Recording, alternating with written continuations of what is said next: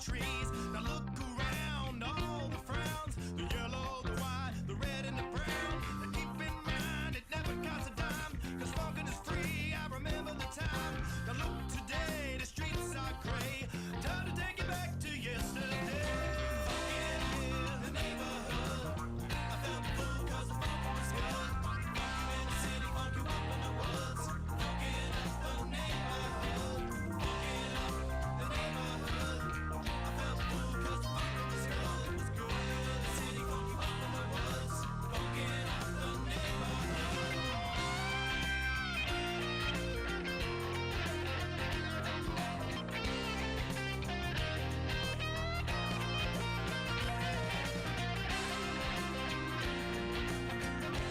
Funkin' up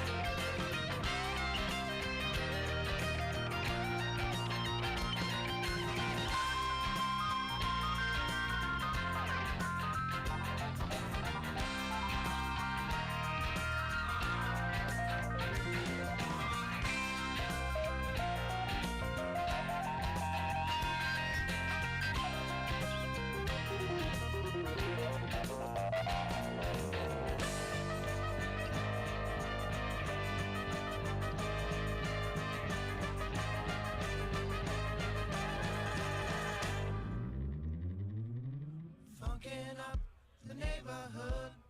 I felt full 'cause the funkin' was good. Funk you in the city, funk you up in the woods. Funkin' up the neighborhood. Funkin' up the neighborhood.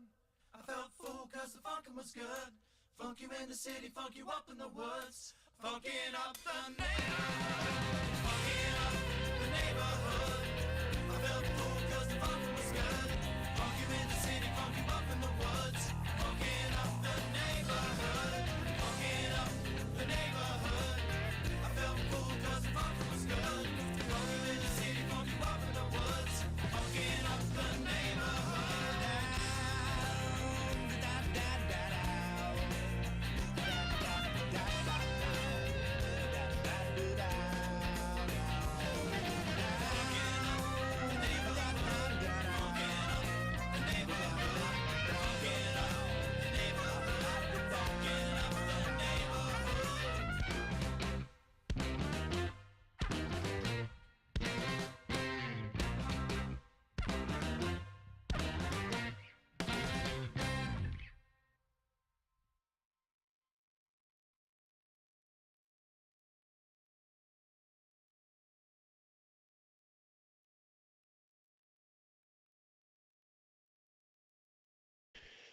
And we're live. And we are back. Welcome to the Underdog Journey. I'm Wes. This guy is David, and we are on our countdown to number 200. This is 199, right? This is 199, 199 episodes consecutively. We haven't missed a week yet. I need a nap. After just saying that, I want a nap. That's a long time. You think one show a week? We're doing two this week, but one show a week for 200 weeks in a row. That's because somebody screwed up the time frame. That was me. Well, look, you were close. You were close. What's funny is I pushed forward in my calendar by 1 week, and I had it on there. But for some reason, I also put it on. I put it on later for this week. Yeah. I was like, oh, I better block this off my calendar. But I already had it in my calendar at the correct week. Yeah. And then I went back and was like, forget this being correct stuff. Let's screw this up, David. And I did. You know, at some point in the past, I'm sure I missed a number or added a number somewhere. It happens. It's fine. We're just going with it. This is number 199, regardless of what the actual number is. Close enough. Close enough. Oh, if anybody remembers that joke. That was a Labatt Blue commercial, actually. That was good marketing with the Japanese people in Canada singing karaoke to Labatt with Labatt Blue. I don't think they could make that commercial today. I don't think they could. I was actually thinking about that earlier today. Somebody went by and said close enough. I was like, close enough. And I was like, man, I don't think they could make that commercial anymore. Yeah. I was watching UHF not too long ago. Remember with Weird Al. Weird Al, yeah. And remember at towards the end when they're being attacked by the guys for some reason, there's the Japanese crew, TV crew who are doing one of the shows on the TV station, and they were hiding in the supplies closet. The guys come in, they're searching room by room, and they open up the supplies closet, and all these Japanese guys jump out and say supplies. It's you couldn't make that joke today. Yeah.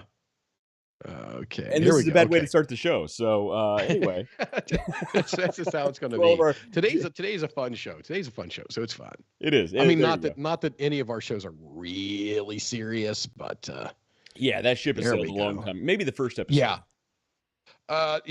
So I actually went back and watched the first episode again, Yeah. which I do from time to time. It just reminds me of how shitty we were at the beginning. Oh, Oh my you god, know what? it was so bad. It's So yeah. If you're not embarrassed by your first episode, you waited too long. Yeah, But yeah, it you was waited. it was rough, man. Going back and looking at it now, it's cringy. It's like, what were you doing, man? It's like totes cringe. Yeah, Totes cringe. Nobody Totes wants ding dongs cringe. popping up during the live stream. yeah. Nobody wants ding dongs popping up. No, it's bad. It was so bad. But I wouldn't trade it off for the world. It's been a great experience all the way. All 199 of them now. All 199 random, weird, awkward introductions we've done. And some, yeah. Just- I mean, we started talking about Japanese people singing karaoke in Canada, drinking Labatt Blue at the opening of this show. So to be honest, from where we started to where we're at, it's not a big difference. It's not a huge jump, but yes, as far as quality, as far as the comfort of being stupid in front of a camera, we've gotten pretty good at it. we've gotten really good at being stupid in front of lots of things, including cameras. Yeah, yes. So, what are you drinking over tonight, West? So I was digging through my beer fridge and found even more Christmas beers that I hadn't gotten to yet. So today I'm drinking Landgrand's Grapefruit Frozen Grove Winter Wheat Ale. Pretty tasty. Jesus. It's a mouthful. It also has a big name. It's a tasty beer though. It's not bad. Okay. All right. What about you? What are you drinking? I've got an ice cube in a cup. Oh, I know what that means. Oh, let's see here. I've got a bottle of. So when I looked at it, I was like, man, I'm getting low on a couple of key bottles here, and they've been sitting around. And I know some people are like, oh man, I don't want to finish off the good bottles, and I'm looking at this going, man, there's some good bourbon to be drinking. Right, So exactly. I've got a little bit of Stag. Now the Stag is good, just in general, but this is 130 proof bourbon right there. So I think that could get you through it. That could get most people through a show. That you might need a little bit more than that yourself. Yeah. So this is the Japanese blends. Speaking of Japanese, Speaking of the Japanese Brantons, this got a little bit more in it. That's, now that I'm looking at it, that's not like that's not a almost empty. small amount. That's actually a good bit of bourbon in there. But I got Bracken too, so I can drink some Bracken. It looks a name aside, it looks delicious. Yeah, no, it doesn't. It's like there's stuff floating inside of this. Ooh, So I don't think I'll be drinking this Bracken. So he's been drinking right out of the bottle after they've been chewing on some Yeah, food. they were like eating some bread or something here. I don't know. Actually, I don't have a clue. Anyway. I don't like the sound of that. Yeah, I'm not gonna drink that one. Yeah, no, that's good. Aside from I'm gonna go through a filter. aside from the floaties, you got some good additions to an infinity bottle there. Yeah, so I'm gonna filter and then I'll probably just throw it in an infinity bottle. Right, exactly. So let's see. I can't tell which side I'm leaning to. Okay, there it is. There you go. Nope, shit, wrong hand. Yep, so close, so close. This way. That There bottle. it There's is. the There we infinity see it. bottle. There's the infinity bottle, and then the Good one stuff. that's over there. That one is just straight up. That is cask strength blackened. Nice. Is what's in there. And that's a cool decanter So- too. Your wife got you that. Yeah, that was a good one. Yeah. That was a good one. So I don't know. You don't follow a lot on Facebook, but Yeah. the wife with all the running, going back and forth to Florida, and the fact that she's old now, turned 40. Her hands were swollen a lot, and years ago we had her rings resized, and they had these little dots or BBs almost kind of put on the inside of them. Okay. And they've been digging into her pretty bad. So we went to I almost said florist, a jeweler, and they couldn't get the rings off. And they're like, well, if you get them cut off, we can resize and shape them up and we can help you out. Okay. So instead of going to like an ER or something like that and paying $500 or more to have these things off, I went on Amazon. Yeah, bolt cutters. Just get some, snippers. So no, I went on Amazon and bought the actual ring removal tool. Oh, And it just has a little turn wheel. You just take it there and it cuts right through. It does good. okay. But I snapped a picture of them as they were laying on the table, on the counter in there, or the island. And I snapped a picture of it, put it on Facebook, said, "Well, it was a good run." Nice. So we had a couple people they were like, "What's going on?" Turns out there were no women waiting in the queue for me, so I sorry. can't vouch for her inbox though. Yeah, look. I would say she got a couple calls. Nikki, I've always told you you can do better, so just saying. I tell her that daily. Okay, there we go. Oh man, I'm starting with the right stuff right there. That's the stag. We're gonna start with stag, and then we're gonna go to the blends. See, the good thing about finishing your good bourbon is now you actually have a good excuse to buy more good bourbon. Well, that was part of the reason I was like, I need to clear a couple of these out because I've got 3 more bottles of Blanton's and possibly a couple bottles of Weller coming back with me from Ohio. Right, exactly. Okay, so that was actually quite a lot in that. That was a good sized pour. That probably filled up a glass. It's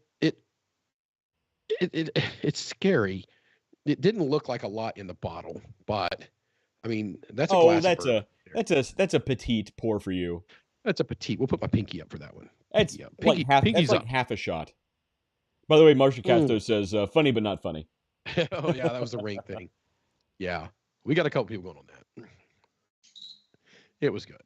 Yeah, I'm sure. But there was nobody secretly professed their love for me. So I guess I'll just stick with it. David, I didn't see the message in time, but I know. Hey Nikki, so check your inbox, just saying. I'm betting that she got a couple of texts. Maybe she got a better offer. I don't know. You never know. Hey, I tell her all the time. As long as they can support both of us, I'm all for it. I frequently tell Kirsten, look, I'll be a stay-at-home dad. That's fine. You go, earn all the money. Yep, I'm all for it. Women's power or something, whatever there is. Yeah, one of those. It's a thing, I think. It's a thing, yeah. I'll stay home. Actually, I couldn't do that. I've been here since Friday of last week.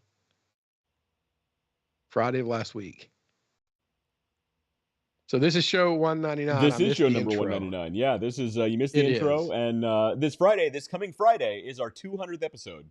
So 200 episode, you want to tune in for that. Surprise guest. Surprise guest. An actual guest who is a surprise. Not to us, to you. Yeah. They're a surprise. Yeah. And we know who it is. It's going to be fun. We have some stuff. I have some content planned. It's going to be good. We might have somebody stopping by with some really good bourbon. Then I'm going to make an Optimus Prime with. You know what? That bourbon, I'm okay with making Optimus Prime with. So the Blantons or something good, I wouldn't. It's gonna be a fun show. It really should be. Yeah, it's gonna be a good one. So we actually talked about the show we're doing tonight a few weeks ago, the list show. Yeah. So explain the list show, because. Well, I'm sorry. I keep my. There we go. All right, there we go. My cable for my ears keeps getting stuck, so I should have just taken the time to fix it to begin with. But anyway, the list show. Men love lists. I don't know if women love lists. I don't have a clue. But I know men love lists. We do love lists. We love lists. So we discussed doing a list of lists. So West went online and selected, what do you got? Five? I have a few lists. I have a few good lists. He's got a few good lists. So we are going to list our top lists. Some good lists. So we are going to make a list of lists. Look, it worked for BuzzFeed. They got years of content out of lists. So I figure we can get at least one show. Yeah, one good show for us, and then we're back to the gutters. One good show, back to the gutters. Well, not next week. Next week will be a good show too. But after that, right back to the gutters. Yeah. So we got any news? We have any news? We do have a little news. Really time for news? It was a. Oh my Lord! We ran through that intro. We're only 16 minutes in. So we do have a little bit of news. So let's see. Here's a good one. I think you'll like this one. I know you're not a big AI fan. But this is a Well, it good one. depends on what it is. You might like this one. The AI camera stripping away privacy in the blink of an eye. So there are a couple guys who created, as an art project, an AI camera that it actually removes the clothes of the person in the photo. So at least Hold on, I gotta go to Amazon real quick. I looked for it online. I don't think it's available for sale yet. Let's see. Porn cam. Yeah. Why would somebody create an www.porncam.com. AI camera that removes clothes? So yeah, basically that's what it does. This is an example of one of the images here. If we were to Google the If results it makes of me this, look like that, then I guess I'm okay with it. right? I'm not sure how accurate it is. I mean, it's using AI. Yeah. So I don't know. Should I do a quick internet search for some of the other images? Because there are. I'm gonna go with probably best not. I mean, just I think it blurs them. Let's find some that are blurred. okay, all right. Well, let's fire it up. Let's see. Let her Okay. rip, Tater Chip. All right. So How dare you be at home, David, and not on the road? Keith says. Right. Exactly, Keith. David. Let's see. Who do we got on here? We got let's see. We got a Shelley Webb watching. We've got Marcia Casto watching. We've got Keith Edwards watching. Thanks you guys for joining us at number 199. Number 199 on here. And West is searching nudes on the internet to show, I don't know, something. No, so you're telling me people have built a camera to do what every teenage boy who dreamed of having X-ray vision. Basically. All right, hang on. Here we go. So this is what. So it's an art project. They say it's an art project. Oh, it's art. Oh yeah, this is for art. That these two guys created, and there's a lot of guys there. All right, there's some images we can't see. I'm not sure if I'm allowed to show some of those. Then. Okay, I'm gonna turn off the view. I'm gonna see if I can actually show some of these that are blurred out. Oh, this is great. We're not getting. I don't even know why that's blurred. Hang on, that shouldn't have even been blurred. All right, blurred. All right, here's a fine example. This is fine. It's blurred. If you're showing Wang on the picture on the screen, you should probably let everybody know. Okay. Yeah. So basically, what it does is when you take a photo of somebody fully clothed, the AI removes their clothes. I'm not sure how accurate it is, but it's funny. I think it's pretty funny until that camera's pointed at you, I guess. People are going to be like, can we make an app? Let's just point it at Dave. And is there an app we can put on this to put more clothes on him? Right. Can we put a burqa on some people? Yeah. David almost lost his you got a long winter coat you can just throw around. Yeah, exactly. Maybe some fur. Maybe like a mask, like one of the COVID masks. Yeah. But anyway, I don't think it's available for sale yet. But yeah, it will be. So it's not the camera, it's the algorithm. So basically it's using generative AI in the camera to essentially come up with what it thinks should be this person's body type. And here's the funny thing, okay? Technology. So Keith, yeah, go ahead. Technology is a genie in a bottle. Once it's out of the bottle, you can't always put has it back been, always in the will bottle. be. He says, "I call BS. Yeah. It's a dream maker. This is a real art project. This is a real thing. We were just showing the news article. This actually happened. I mean, it took clothes off her body and put a ribbon in her hair. Right. And actually, hang on. Yeah. So one thing you'll notice is it doesn't actually do a perfect job. Apps open. It doesn't actually do a perfect job of recreating the person. Like the face is a little different. It's basically a representation of what the AI thinks the person looks like. So the face is a little different. The positioning of the hands is different. Generally speaking, the body's kind of in the same position. I'm guessing it's probably a little flattering.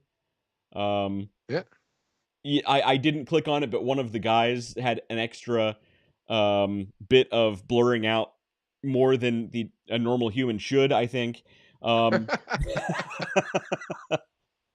Let's see, Marcia Casto. That totally did not get created for art. No, but here's the thing. Like I said, technology is a genie in a bottle, right? So this only means, even if this is just like a prank art project that never actually gets sold in retail, I guarantee you there's somebody right now working on a retail version of this. It will be available for sale somewhere at some point. Oh, this will be it. The genie's This will out of be the an bottle, app. man.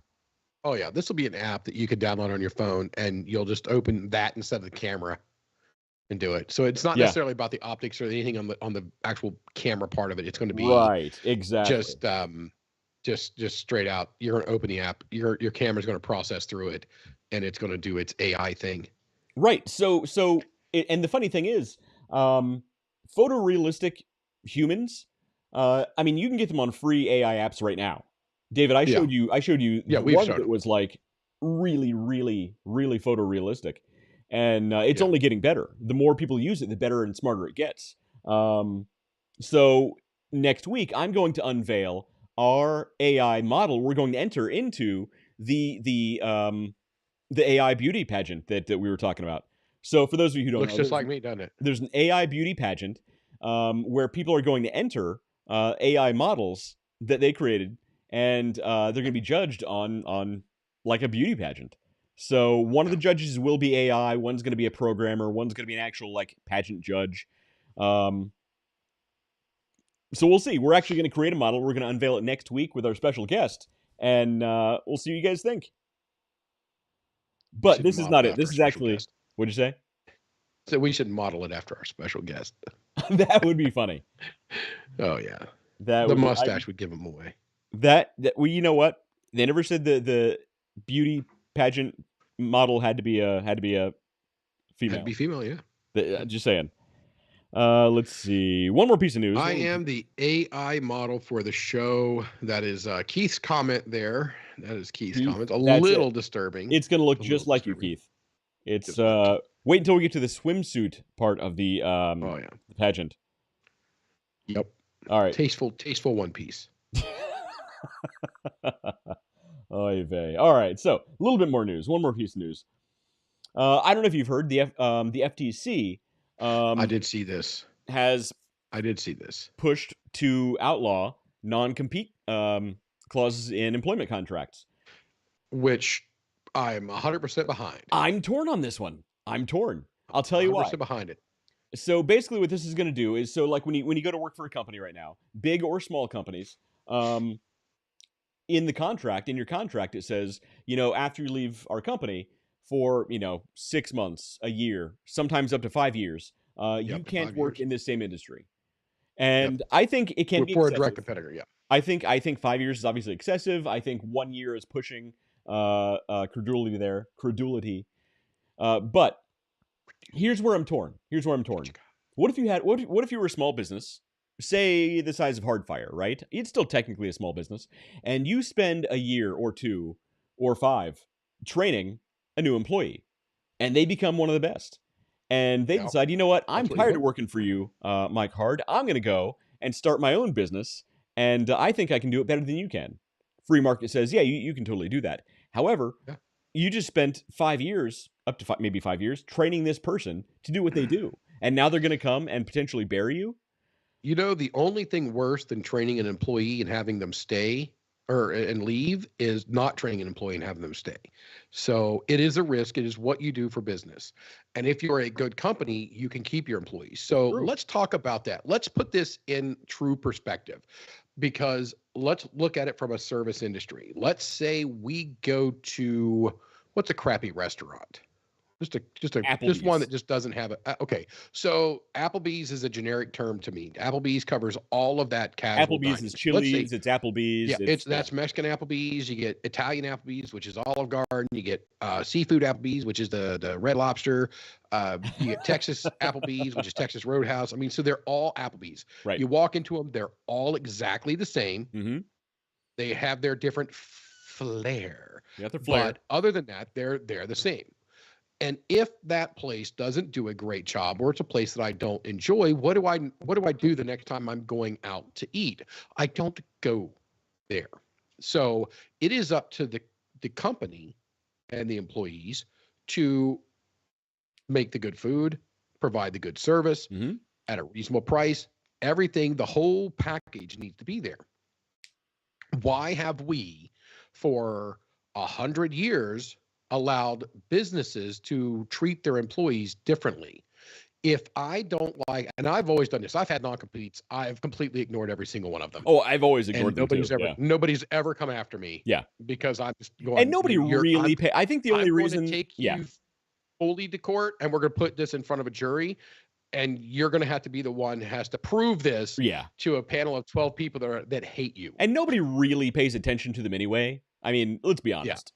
Like, no companies, unless they're being really vindictive, no companies really come back at you and said, I've known a few, but they haven't done it to me. Yeah. I've known a few companies that have just been, I think the technical term is a prick. I've only heard rumors of it happening, but I've never seen it firsthand. I have seen it, not firsthand to me, but I have seen other people and been privy to some information and, the legal proceedings behind it. But they all won. The individuals, every single one of them won. Right, because essentially you can't stop someone from working in their field. Like, that's their field of specialty. You can't stop them from making a living for themselves. So why didn't you make a counteroffer? Why didn't you? There's so many things you can do as a business. Right. You know what? Stop sucking. Yeah. I mean, stop killing your employees. And I agree. I think there are some cases where small businesses, it's beneficial to have a non-compete clause, but I think big businesses have become so obnoxious with including it in everything they do.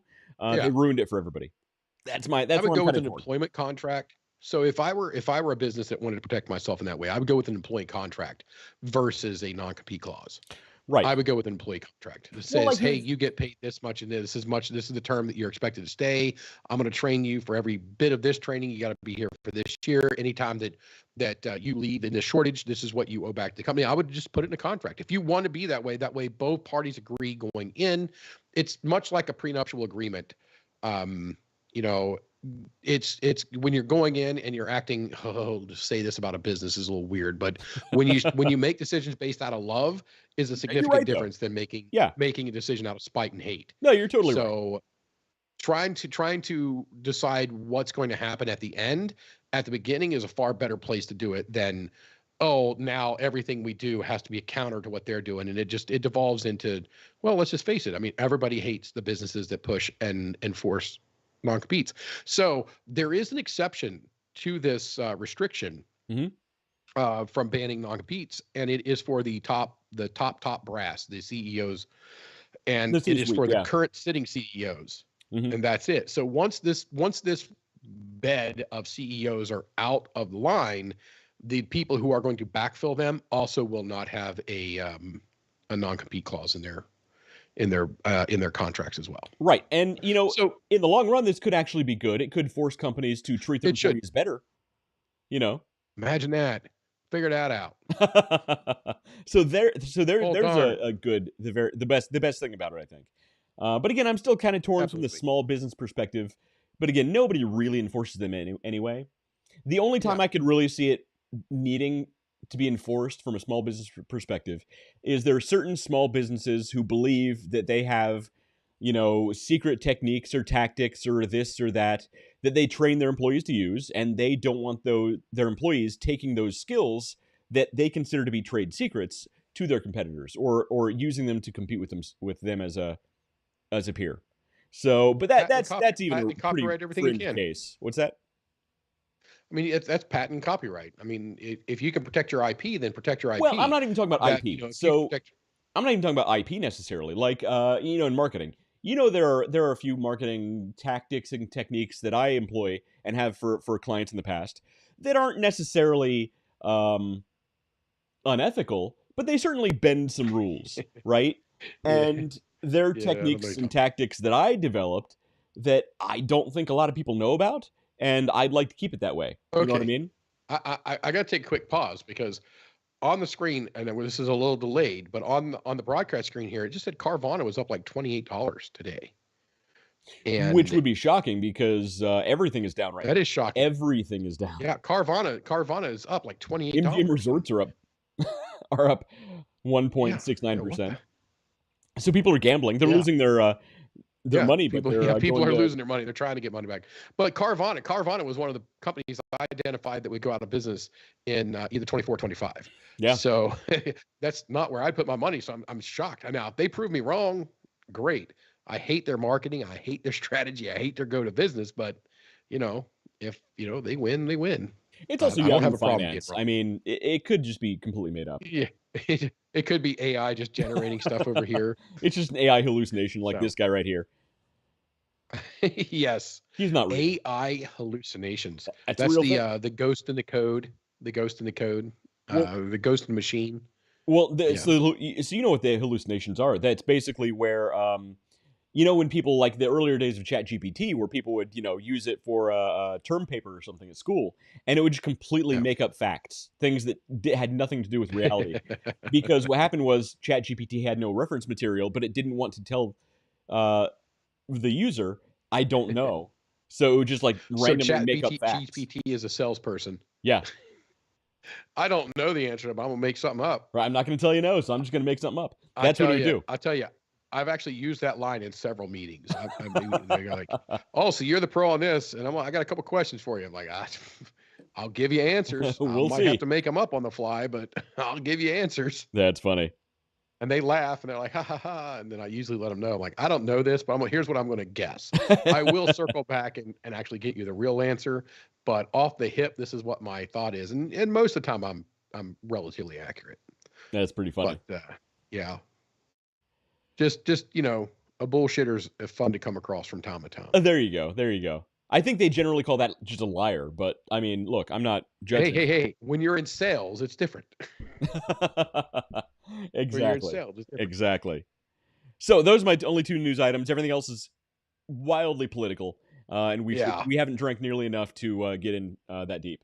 So we've got a campus, a college up here that's closing soon. There was another one closed last year. They got one closing up, I think, at the end of this semester or whatever. Because of riots, or just because? Well, of, no, it's just enrollment, low performance, low enrollment, and I've had a dream of running a college myself.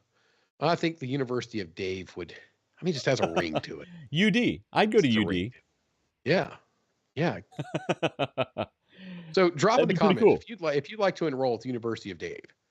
I will teach you how to be the best Dave you can be. Yeah, Dave nobody wants to remedial Dave classes. Remedial drinking. It's just us sitting around drinking bourbon. It's just drinking and smoking cigars. Okay, in that case, I'd go. No. The cigars are advanced class. The cigars are advanced. But no, there's so much of the news, we get a lot of it out there. With everything that's happening on college campuses that we can't talk about, but yeah, this is not from a business aspect of it, it's bad business for the schools. So I think we'll see a big change in some colleges over the next couple of years. Not necessarily to stifle the voice of the student body. Is that a way to say that? Yeah, we can say that without being political. The voice of the student body. But I think we'll see it channeled differently and in not on lawns. It's like the same people who are running these schools also run Disney. Like they're not interested in doing their job or making profits. They're interested in spreading agendas. If that's your job, that's your job. I get it. What's that? So they got to keep that BlackRock score up. Yeah, well, that's it. That's exactly it. But we're getting way too close to politics here. If you get that, then great. If not, then talk to me after the show. Getting way too close to politics. We'll get you in Dave 102. That includes cigars. So yeah. That was not a lie, by the way. I was not bullshitting. I would love to have a college. I would love to have a college. I remember when you and I first met, you were talking about you want to start a university. You want to start university around the whole thing. You want to start like 4 universities. You want to start like 4 different universities and strategically placed in different locations. I remember specifically. Great. It would be awesome. It would be cool. When I win one of these big lotteries, that's what I'll do. I'll just have to wait for the lottery. You got to be in it. Or some really rich person to get drunk enough to be like, you know what? That guy's got a good idea. And then he just gives me a lot of money. Right. Like, right. That's what I keep waiting for like a Brewster's Millions situation, and it never comes along. Yeah. Like, what was it? 30 days to spend $30 million. I could do that. I could do that I could do that tomorrow. I could do that in a weekend. Yeah. I don't need it. Tomorrow's Thursday. I could have $30 million spent tomorrow. Every flipping dime of it, I could have it spent tomorrow, and I would have my college at that point too. Exactly.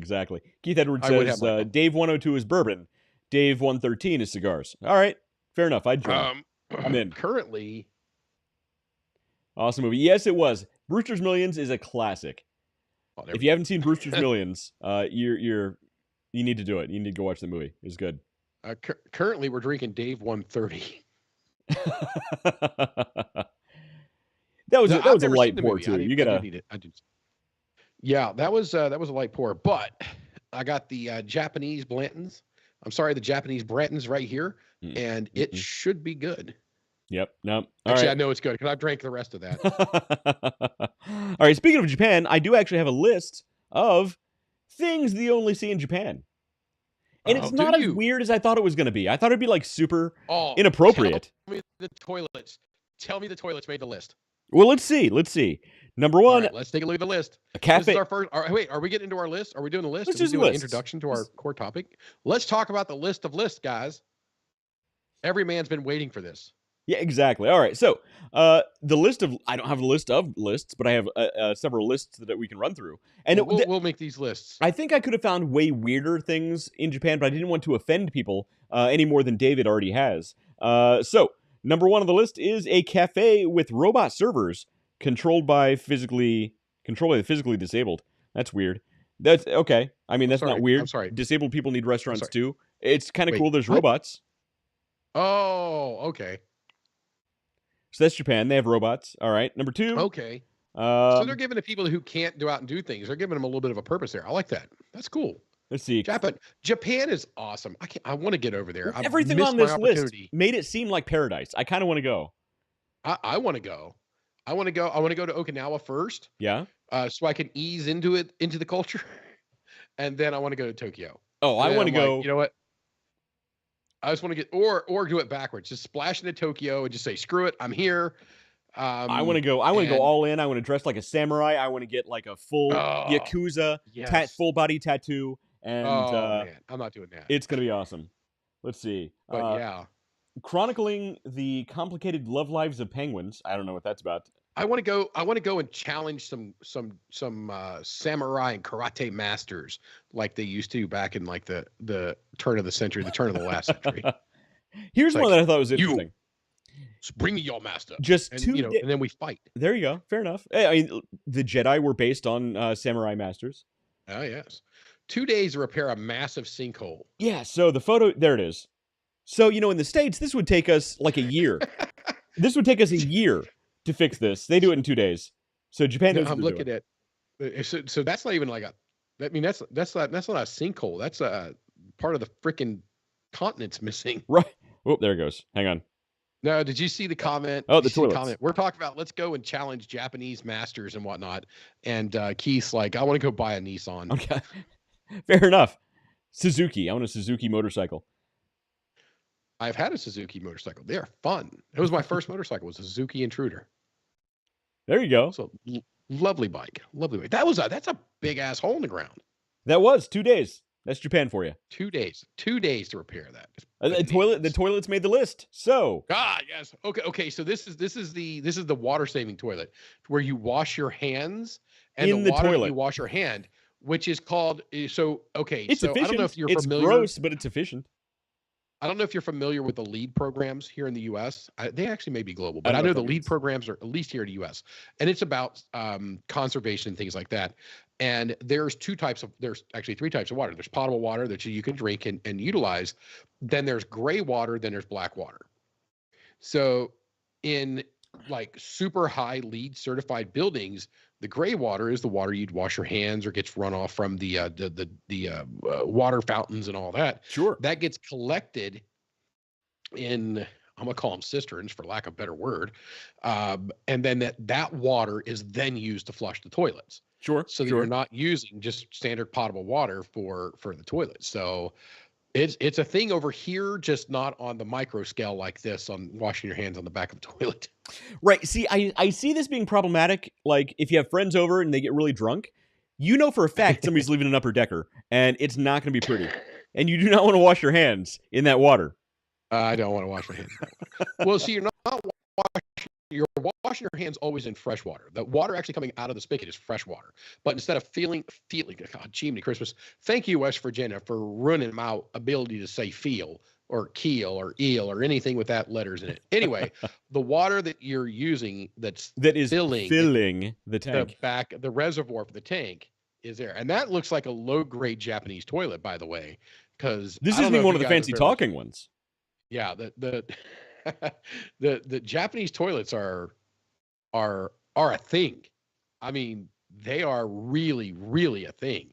I want one. I'm going to buy one. It will be in my master bath when I do the renovation. Your video froze, by the way. I will have a Japanese toilet in my bathroom. Your video froze, by the way, but I totally get it. Oh, did I? Did I freeze? You did. What's going on here? So this is actually kind of a lame list. This is not one of the best lists I found. I have better lists. Let's get to a better list. All right, hang on.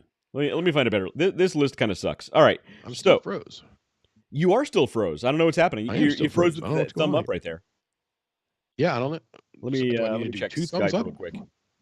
You're frozen on Skype too. So you're on my screen. You're frozen on Skype. Nope, you're frozen completely. Now you move. Do you see yourself move on Skype?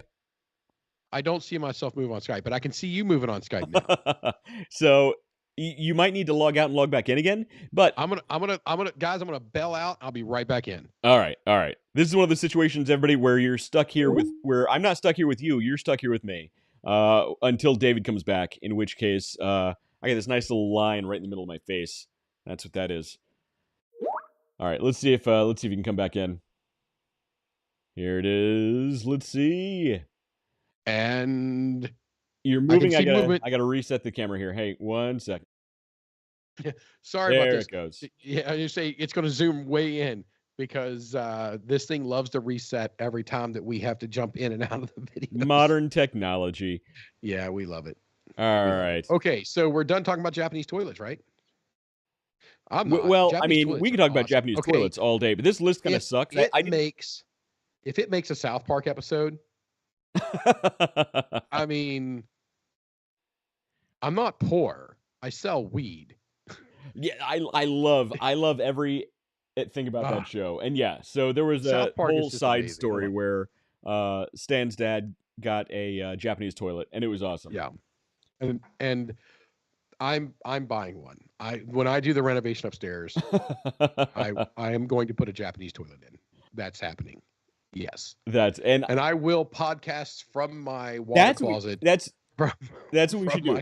When you get the Japanese toilet, we should do a live show from your bathroom. I'll be in my bed. You will be somewhere else. So we will not be in my water closet together. The whole internet will be in your water closet. All of the internet. It'll be a whole thing. I mean, the toilet itself will probably have Wi-Fi. So look, probably. It'll be heated. I know that. All right, here's a better list. I'm in central New York up here. I need a heated seat. Right? Come on. That should be... Well, what about the seat covers? The furry seat covers? Have you seen those? Those should be illegal. Yeah. I don't think... No. So if I had a separate water closet, never mind. We're going to stop. Keith Edwards says, let's set up your 250th in my arena. Yeah, we need to do that. That'll be awesome. Let's actually do that. Actually, you know what would be better than a 250? Because 250 is 50 episodes a week. That's 50 weeks, Keith. That's 51 weeks. That's almost a year. That's next year. That's next year, okay? That's like last week next year. That's when that is. Or our fourth year. Is it our fourth year coming up? Yeah. In July, I think. Fourth year. Yeah, fourth year in July is coming up. So that might be a little bit better thing. Fourth year. So top 10 dumbest predictions ever made by the experts. Right. And I love how Harry Potter's in the background. Exactly. So this is actually from Top 10 HQ, which I'm pretty sure is where BuzzFeed got 99% of their articles. Let's run through this list. Top 10 dumbest predictions ever made by experts. All right. Computers in the future may weigh no more than 1.5 tons. The source, Popular Mechanics. That's pretty funny. Okay. I'll say, so you're not sharing a screen over here on Skype anymore, so I have to wait for it to come up on the... Oh, hang on. Yeah. All right. You didn't tell me. All right. Hang on. Let me... That's all right. Again, modern technology. I'm going to be delayed on responses all. There we go. Modern technology. Well, you know what? The modern computer does not weigh more than 1.5 tons, so I don't see what your problem with this is. It's true. Well, technically, it's correct. Technically correct. Popular Mechanics, that's one for you. Is Popular Mechanics a thing? I gotta grab my phone. What's way better than? Is that even a thing? It's way better No. than Unpopular Mechanics. That's the one Actually, that sits by himself in a corner. GoDaddy.com, unpopularmechanics.com.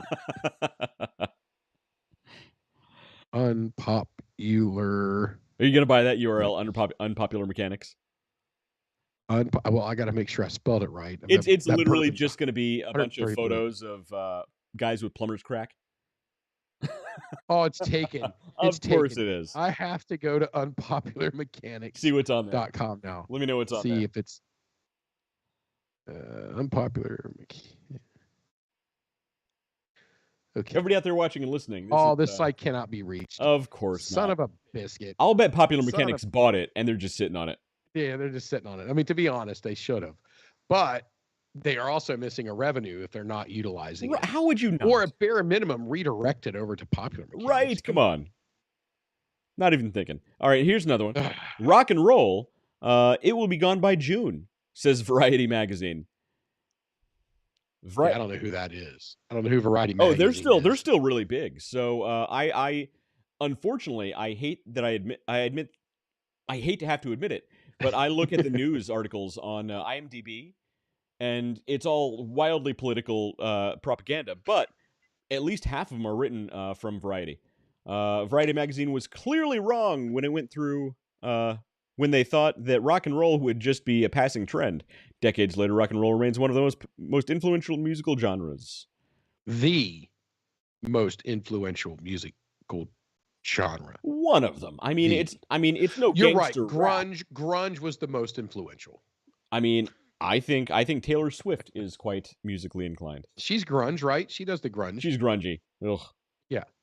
All right. The Beatles have no future in show business. Groups are out. 4-piece bands with guitars, in particular, are finished, says Decca Records. Well, I mean, let's face it. How long? I mean, we make a big to-do about the Beatles, but they weren't actually a band all that long. Well, it's true. I mean, they have more number ones than anybody except Michael Jackson, but once you bring a lady into the band, it's all over. Oh my God. Okay, so I don't know what I did. I don't know what I did. Bunch of women. I don't know. I really don't know what I did. But there was a show they did with I can't remember the guitarist, but they had the guy playing and Yoko Ono screaming. I'm not going to use the word singing because she was just screaming. That's what she does. And you could just see his face like, what is happening? What the is that? That's hilarious. And they ended up cutting her mic. And it was. I've seen it. I don't know what I did, or what it is I programmed into my algorithm, but I have got to watch that like 30 times. And every single time I watch it from start to finish. That's awesome. Keith Edwards, by the way, is leaving. Is. He says, Dave, tomorrow cigars. Tomorrow is Thursday. So maybe. Fair enough. Maybe. But yes, the Beatles have no future. They're a terrible band. Well, the Beatles have no future now. Well, and, oh my Lord! So Paul McCartney was here. Paul McCartney was here. Yeah. McCarthy's a different guy. Paul McCartney was here last year, and my wife, which is why I cut her rings off, didn't want to go. Like, you have a chance to go see one of the Beatles, you do it. Well, and we ended up downtown at the same night. So we were there. We had to fight the traffic in. We fought the traffic out. We went through all the headache. And what did I get? A cheeseburger from some Irish pub place. I don't know. Someplace we went to dinner down there. And we missed Paul McCartney. And it kills me because I'll never have a chance to see this guy again. Well, Paul McCartney, I actually really enjoyed his work when he was on Murder, She Wrote. I don't know if you knew this. It's the same person. Are you saying Angela Lansbury is Paul McCartney? Paul McCartney there's photographic evidence. It's the same dude. Are you bringing it up? Yeah. I'm sorry. I'm busy pouring another bourbon over here. So yeah, Paul McCartney. His best work was on Murder, She Wrote. I think the Beatles are fine, but his real he really shined in solving mysteries on the TV. Yes. I'll tell you. So growing up, when you get sick, right? What do you get to watch? What's the one thing that number one? Oh, Wheel of The Fortune. number one thing. Golden Girls. No, not Wheel of Fortune. Not the Golden. Okay, well, sometimes the Golden Girls. No. Roseanne. There's one show in the morning that when you're sick, that's what you watched. Doctor Who. The I Price didn't is have Right. cable. The Price is Right. The Price is Right. Is Wheel of Price is Fortune Right. The Price is Right? You're right. Okay. So you Bob get Barker. you get The Price is Right, He- and then afternoon, after you get your forced nap because you're sick, you get up in the afternoon and you got to watch Matlock, which was Andy Griffith. I never liked Matlock. And I love Matlock. I like Andy and, Griffith. I didn't like Matlock. I like Andy Griffith, so I watch Andy every so often. I'll restart Andy Griffith and watch it the whole series all the way through. it's just a great program. The Price is Right. Shelley had it right. Shelley knows. Come on down. Yeah, you're the next contestant on We're Getting Drunk Tonight.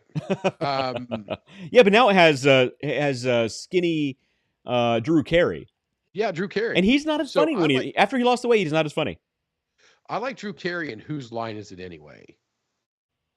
I mean, that was where his best work showed. I didn't care for Whose Line Is It Anyway because I don't like improv.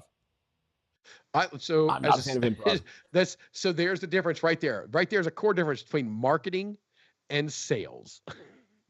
Good point. All we do, it's all for improv. marketing, everything is planned. Everything is here. It's all put together.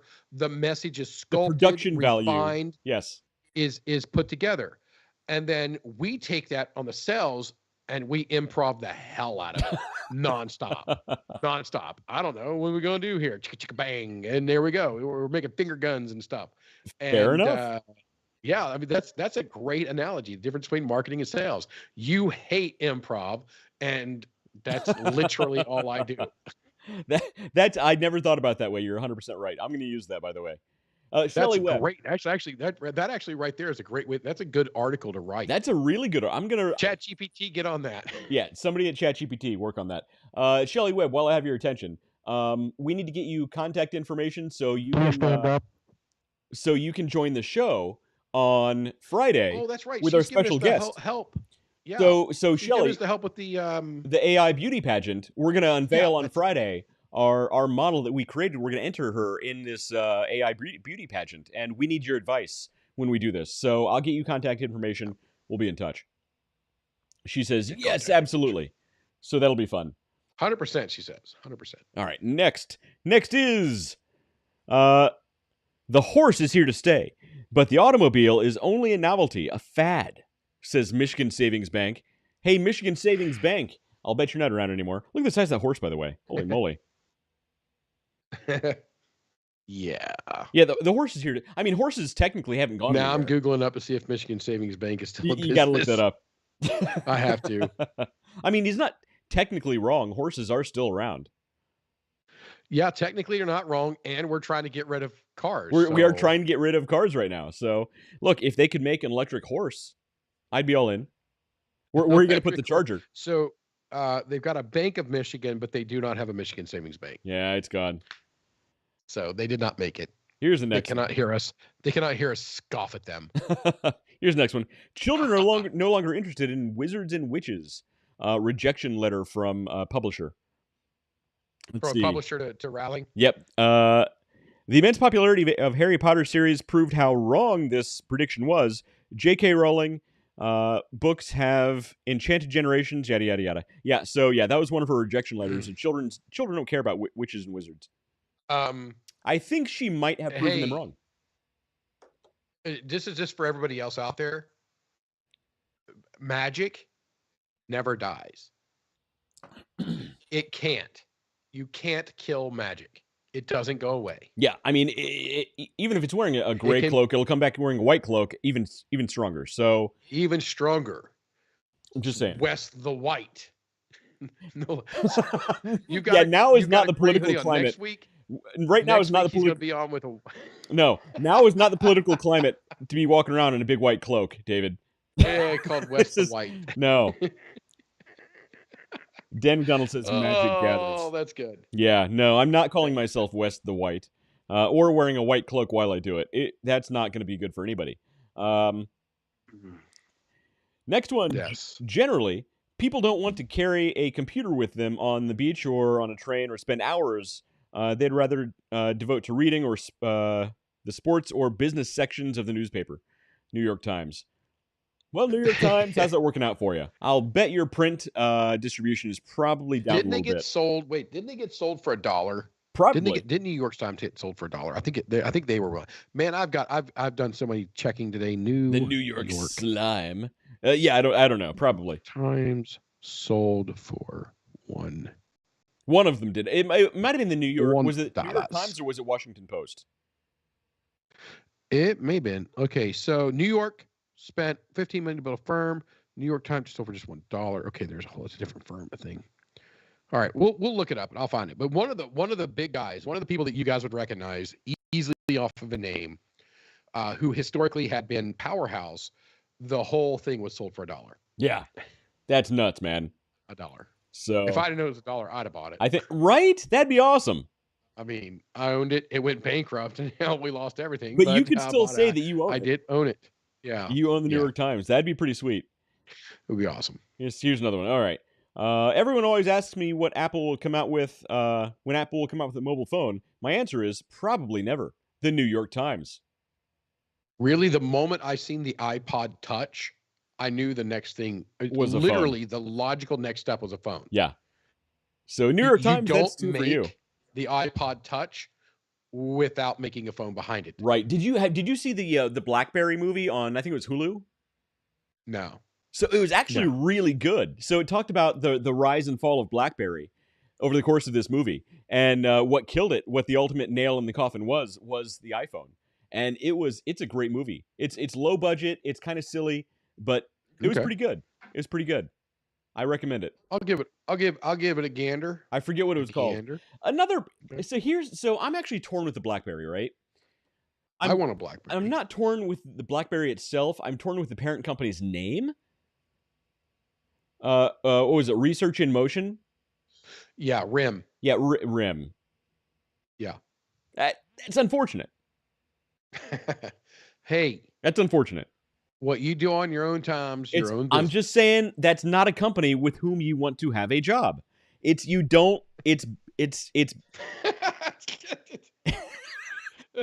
sorry there was a delayed response there. It took a second. I'm just saying it's an unfortunate name. Processing. I like the idea of research in motion. I would not want to be employed with RIM. Yeah. Having a RIM job is not a good thing, right? Is that what you're saying? No, that's what I'm saying. And you don't want that on your resume. You don't want... Oh, dude, if I worked for him, that would be on my resume. You don't want your big RIM freaking print on your resume. Nothing else that shows I have a sense of humor. I have a sense of humor, and I don't have pronouns in my resume. And that right there, boom, automatic hire. Yeah, well, some places. Yes. Let's see. Next one. Oh, hang on. A rocket will never be able to leave the Earth's atmosphere. New York Times again. New York Times, you are all wrong. New York Times. Jeez. Let's see. The telephone has too many shortcomings to be seriously considered as a means of communication. Western Union. the owner of one of the largest telegraph networks. Right, exactly. Okay. The telephone has no future, but telegraphs. Yeah, telegraphs. That's where it's at. What you need is Morse code.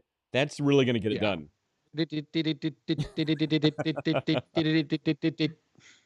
Here's another one. Dits and dots, man. Dits and dots. This was the sources they cited was the Pony Express. Exactly. Jimbo Jones, who didn't know what electricity was yet. There's no reason for any individual to have a computer in their home. Source, Ken Olson, founder of Digital Equipment Corporation.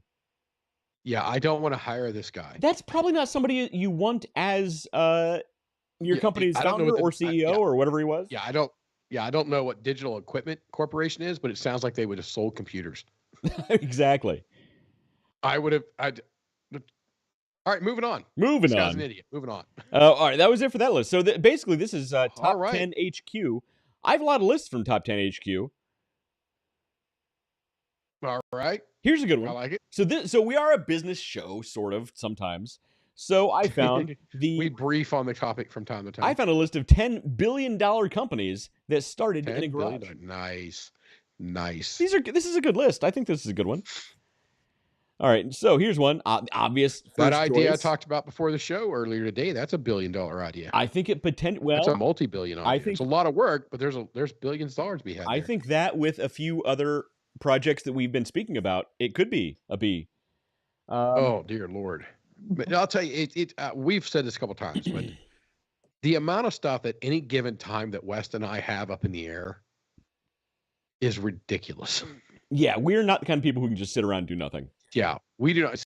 I'm like, sometimes I'll share and pretend like I'm, talking about something private, in hopes that somebody else will pick it up and take it.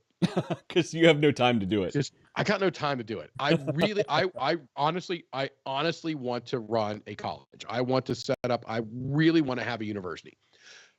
That's a big picture item. There's a lot to go. That's a big one. But I also want to have a restaurant. The kids meal thing. The kids meal is gold. If somebody took that and franchised that out, I mean, that is a money printing machine. Yeah.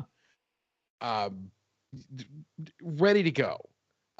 So we've shared it and other things. And I was talking yesterday, I was talking with a group of guys and I'm like, hey, what do you guys think about XYZ? Hoping that one of them would be like, oh man, I should steal that idea. And the idea is not to be stolen. The idea is I really would like to be part of this from the outside, but I don't have time to do it. We should somebody else, please take this idea. We should start a website that is specifically oriented around posting really good ideas that nobody's doing, that we think are really good, or other people send us and they think are really good. Improvements or improvements on existing ideas. Right. And then just like anybody who wants to come along, look at the website, find a good idea, and run with it.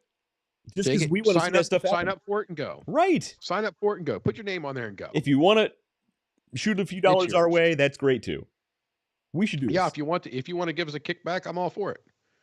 Because there is one thing I am not short of. I am short of time. I am not short of ideas. Exactly. I am never short of ideas. So I have an idea about everything. All right, let's go. Let's see. Top 10. We got $10 billion corporations that started out of a garage. In a garage. And you and I were having a business conversation. Or if you're in conversation. London watching us, a garage. And you and I were actually speaking earlier, and I was in my garage at the time we were talking. So yeah, you were. And technically, the place where the Underdog Journey was founded and launched was a garage. Was in a garage house. And we're going to be there on Friday. It has garage by the doors. Way. Yeah, it has garage doors. We're going to call it a garage. Yep. So Friday at 8 p.m. Eastern on Facebook and YouTube, we will have our 200th episode. So make sure to tune in for that. This Friday. Like in a couple days. All right. Yeah. So the first and obvious one is Microsoft. In 1975, Bill Gates and Paul Allen founded Microsoft in a modest garage with limited resources. They sold their first operating system for about $80,000. That's pretty funny. Ooh, boy. Bill Gates is now almost worth $100 billion and one of the richest people in the world. Also, the real-life model for Dr. Evil. I'm sorry, what? Also, the real-life model for Dr. Evil. Look, maybe he's obviously way smarter than me, but he recently came out and said that he bought a ton of forest land where he plans on cutting down. Too. He's going to cut down all the trees in this forest land he bought and bury the trees on this forest land because he says that's the best way to capture the carbon forever. He's going to cut down trees to save the environment. Hundreds of acres of trees this man is cutting down and burying. But he's smarter than me. Who am I to say that Bill Gates is a big fat dummy? So let's see. I'm just going to do the math on this real quick. I'm going to do this. I'm going to do the life cycle here. All right. Trees, when living, utilize and convert carbon dioxide to oxygen. Correct. Right. So they bring in carbon dioxide. They actually bring in carbon dioxide. But when they're decomposing and rotting, what is it they do? Well, they release methane and carbon dioxide into the air. Methane, as we know, is not a greenhouse gas. Methane has never contributed to any kind of greenhouse functionality at all, David. Yeah, tell that to Venus. tell that to Venus. Okay, so I don't know. Hundreds of, I think tens of thousands of acres. I mean, lots and lots and lots of trees. This man's going to literally cut down the whole forest and bury it. Never mind the animals that are there. Never mind the people that might go hunting there and What make about their the life. chipmunks? What? Look, But the aren't people in chipmunks California love always worried about like the chipmunks. spotted owl or something? I mean, that's a thing. What if there are Yetis Yeah. living in there? He could cut down an entire Bigfoot's community. No, so is a Yeti and a Bigfoot the same? I thought a Yeti was white and lived in the Arctic. That's racist, David. Well, I mean, a polar bear is white and lives in the Arctic. It has nothing to do with race. It has to do with adaptation and evolution over years of spending time in the Arctic. The amount of melanin in that primate's epidermis is none of your business, David. I Racist. guess not. But okay, all right. Don't eat Show's getting yellow weird. snow. Yes, always good advice, especially if Bill Gates is around. Yes. Because he'll probably lie to you and tell you it's lemon snow cone. But he did found Microsoft Let's in see. the garage. Red Panda or oh crap, we got comments at the wazoo. Okay, hold on a second. I know you're sharing screen, so you can't see. All right, let's see here. Red Panda or Red Webb Fox? said yes, absolutely. There we go. We got that. Dan is watching.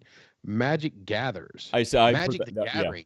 That's a great. We were talking about the Harry Potter thing. No one wants a job of Rim. Okay. Okay. And then we've got Red Panda or Red Fox. Yeah.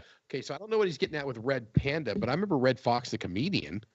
I think in a battle to the Like death, Sanford and who Son? would fight? Who would win in a battle? A Red Panda or Red Fox? I'm going to say Red Fox because he's scrappy, and Red Pandas are way too cute to be tough. They're adorable. Have you seen? Have you ever seen one of them?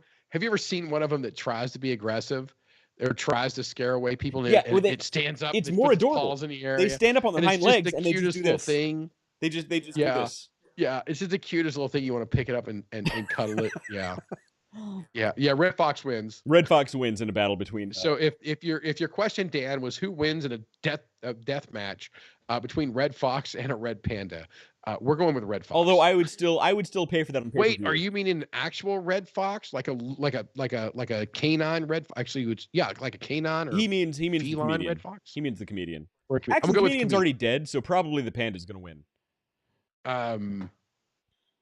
Damn, that's dark, dude. I didn't kill him.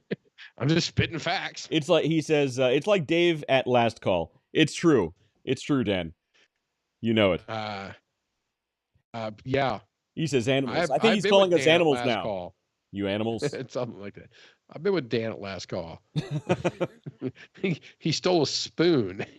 Dan, don't do it. Don't do it. It's not worth it. Yeah. Man. It's not worth it. It was good times. It was great times. All right. So, Microsoft, the first on the list. All right. Oh, gee, Christmas, we got through one of those. Number 2, I didn't know number 2, Dell. Michael Dell, yeah. Michael Dell began building custom computers in his garage in 1984. Just last year, he left. Just a year later, he left university. He did this while he was in college to expand his business. Dell is now one of the strongest players in the market. Yada, yada, yada. So I didn't know that. Dell, I didn't know started in computer. I know the Dell guy from the commercials was arrested for selling meth or something like that. The guy who did all the commercials. But that's pretty cool. Are Dell computers even still a thing anymore? I'm a Mac guy, so I don't even know. A lot of business and enterprise use Dell. Really? I didn't know that. It's probably the number one as far as computers out there. Like if you have a brand on them, Dell is probably number one. Followed probably by HP, and then you're getting into Lenovo. And Lenovo's really only big because they bought the IBM ThinkPad series. Yeah, say who makes all those ThinkPads? Those are everywhere. I've only seen those. So, yeah, the ThinkPads used to be IBM, and now that whole series is owned by Lenovo.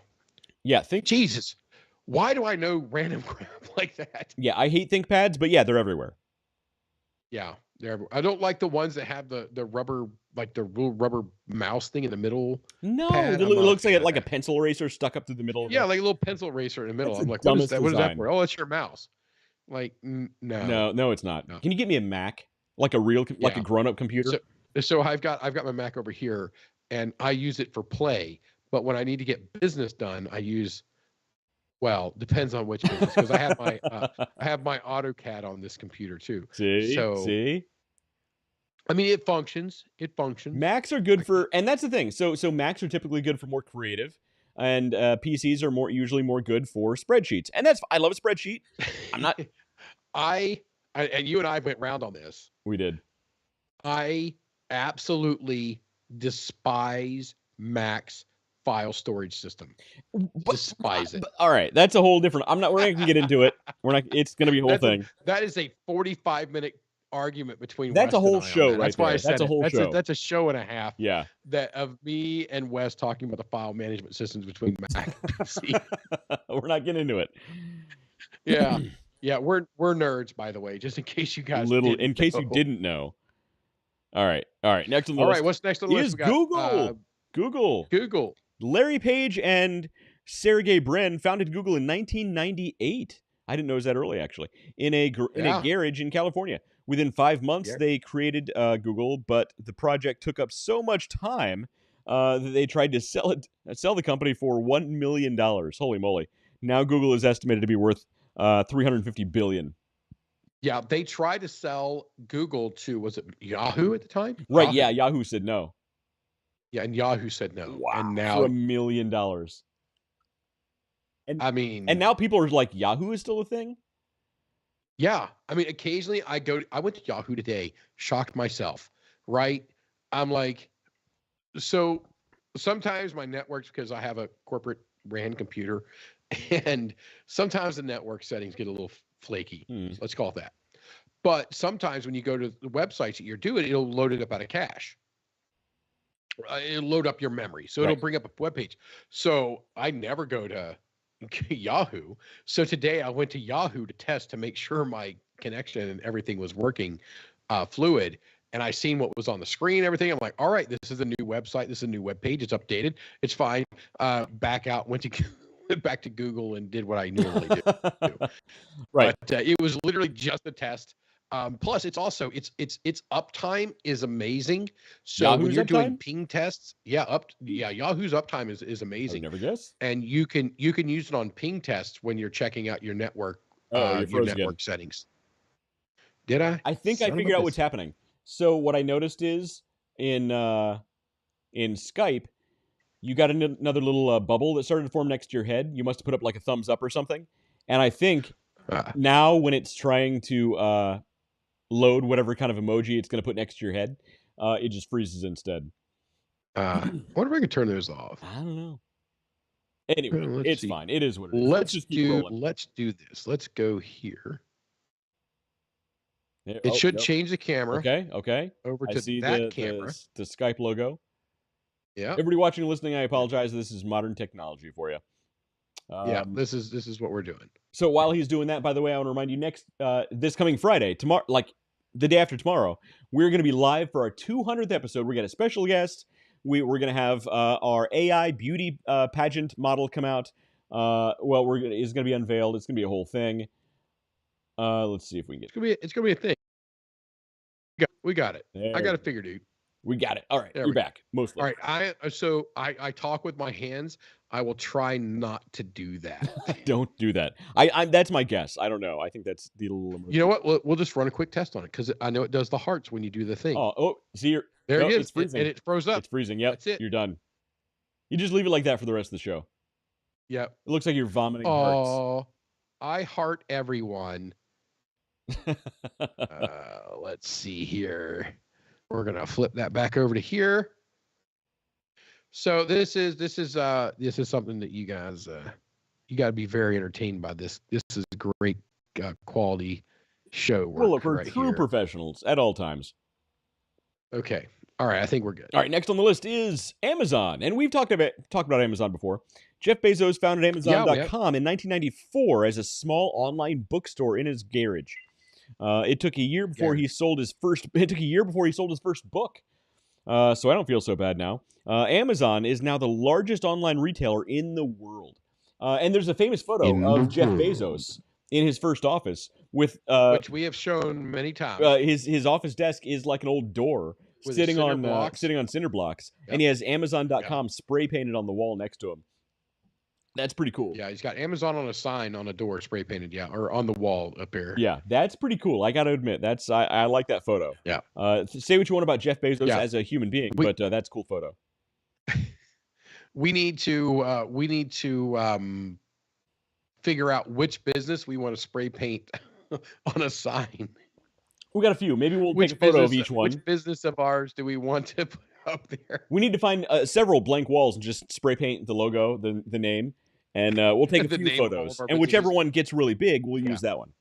We'll use that one. Yeah. Yeah. It's like, hey, we started in the garage. Exactly. Eventually, we're going to run out of garage walls. Here's the next one, Yes. Apple. So we saw that one coming. Yeah. Steve Jobs and Steve Wozniak. Steve and Steve started Apple Computers in 1976, a year after Microsoft, by the way, by selling 50 units of Wozniak's Apple I to a local retailer. Apple is now the largest and most valuable technology company in the world. That's amazing. In the world. Yeah. Steve and Steve. And what really is amazing is that they're still the number one, even though they haven't done any actual true blazing the path in over a decade. You mean since Steve Jobs died, they haven't done any innovation? Apple? Yeah, there's no innovation. Like there's any nothing innovation out there. Yeah, literally like none? Zero innovation? Like Apple? None. Apple, you need to hire us. Holy moly. They need to do something. See, here's Apple's MO. You need to hire us. We would be the CEO. Yeah, the CEO to two of us together. Apple's MO basically has become we put out a really great product to begin with, and now what we do is let everybody else come up with the things they really think are cool. Let them innovate. Let them do the groundbreaking work. We then swoop in and say, yeah, we can improve on what they just did and make it slightly cooler and slightly more packaged more nicely. And they do that, and everybody praises them for it. Apple has not innovated anything since Jobs died. Nothing. Over a decade. Nothing. Yeah, decade. It's been a decade. Yeah. It's been brutal. I love Apple, but I mean that's pretty pathetic. All right. I can live with their computers. I have to use an iPhone for work, and it what's the word from Star Trek Wrath of Khan? He tests me. Well, yeah, that's not that's the only quote that I know from the movie. He vexes me. It vexes me. I hate using that thing. Hate it. So I refuse because I'm due for an upgrade. I've had mine for over 3 years. I will not do it until the one that I can get has the USB-C port, so I can stop carrying the stupid lightning cable. Oh, lightning cables are the worst. It's the worst. And I mean, yeah, it's all right. We our gripes about Apple could go on for a whole nother show. All right, get a lot of gripes. By the way, here we go. Man, Jiminy Christmas, we got a lot of lists to go through. What's happening? Next one is HP. Oh, it's good. HP. Hewlett-Packard, there's number 2. Yeah, HP. There's number 2 computers right there. Began as a small technology club in Silicon Valley, founded by Bill Hewitt and Dave Packard in 1939. They started with just out there. They started with just $538 and became one of the largest computer companies in the world. In 1939, that's amazing. That's crazy. They were like, man, when these things get under 1.5 tons, we're gonna sell 5 of them. Right? I mean, were they one of the first investors in? Who was the guy that invented the computer that broke the Nazi codes? In well, that's Alan Turing. Yeah. Did they know Alan Turing back then? I mean, they were contemporaries. Well, it would have been a proper time. It would have been a proper time frame. Yeah, I was going to say they were contemporaries. We're right in there. So they would not have had a computer because our current computer, every single thing you have right now, up to the quantum computers, which we'll see how those actually turn out. But everything that we're using right now is technically a Turing machine. Everything. Well, basically, digital technology is all of it. Well, it's digital technology. Digital means digits, literally ones and zeros, a notch on a tiny disc, or no notch on a tiny disc. That's it. A notch or no notch. That's a 1 and a 0. There's a movie that's got Sherlock in it. Basically, records are digital. What's his name? Benedict Cumberbatch. The most British name in all of yes, all of Christendom.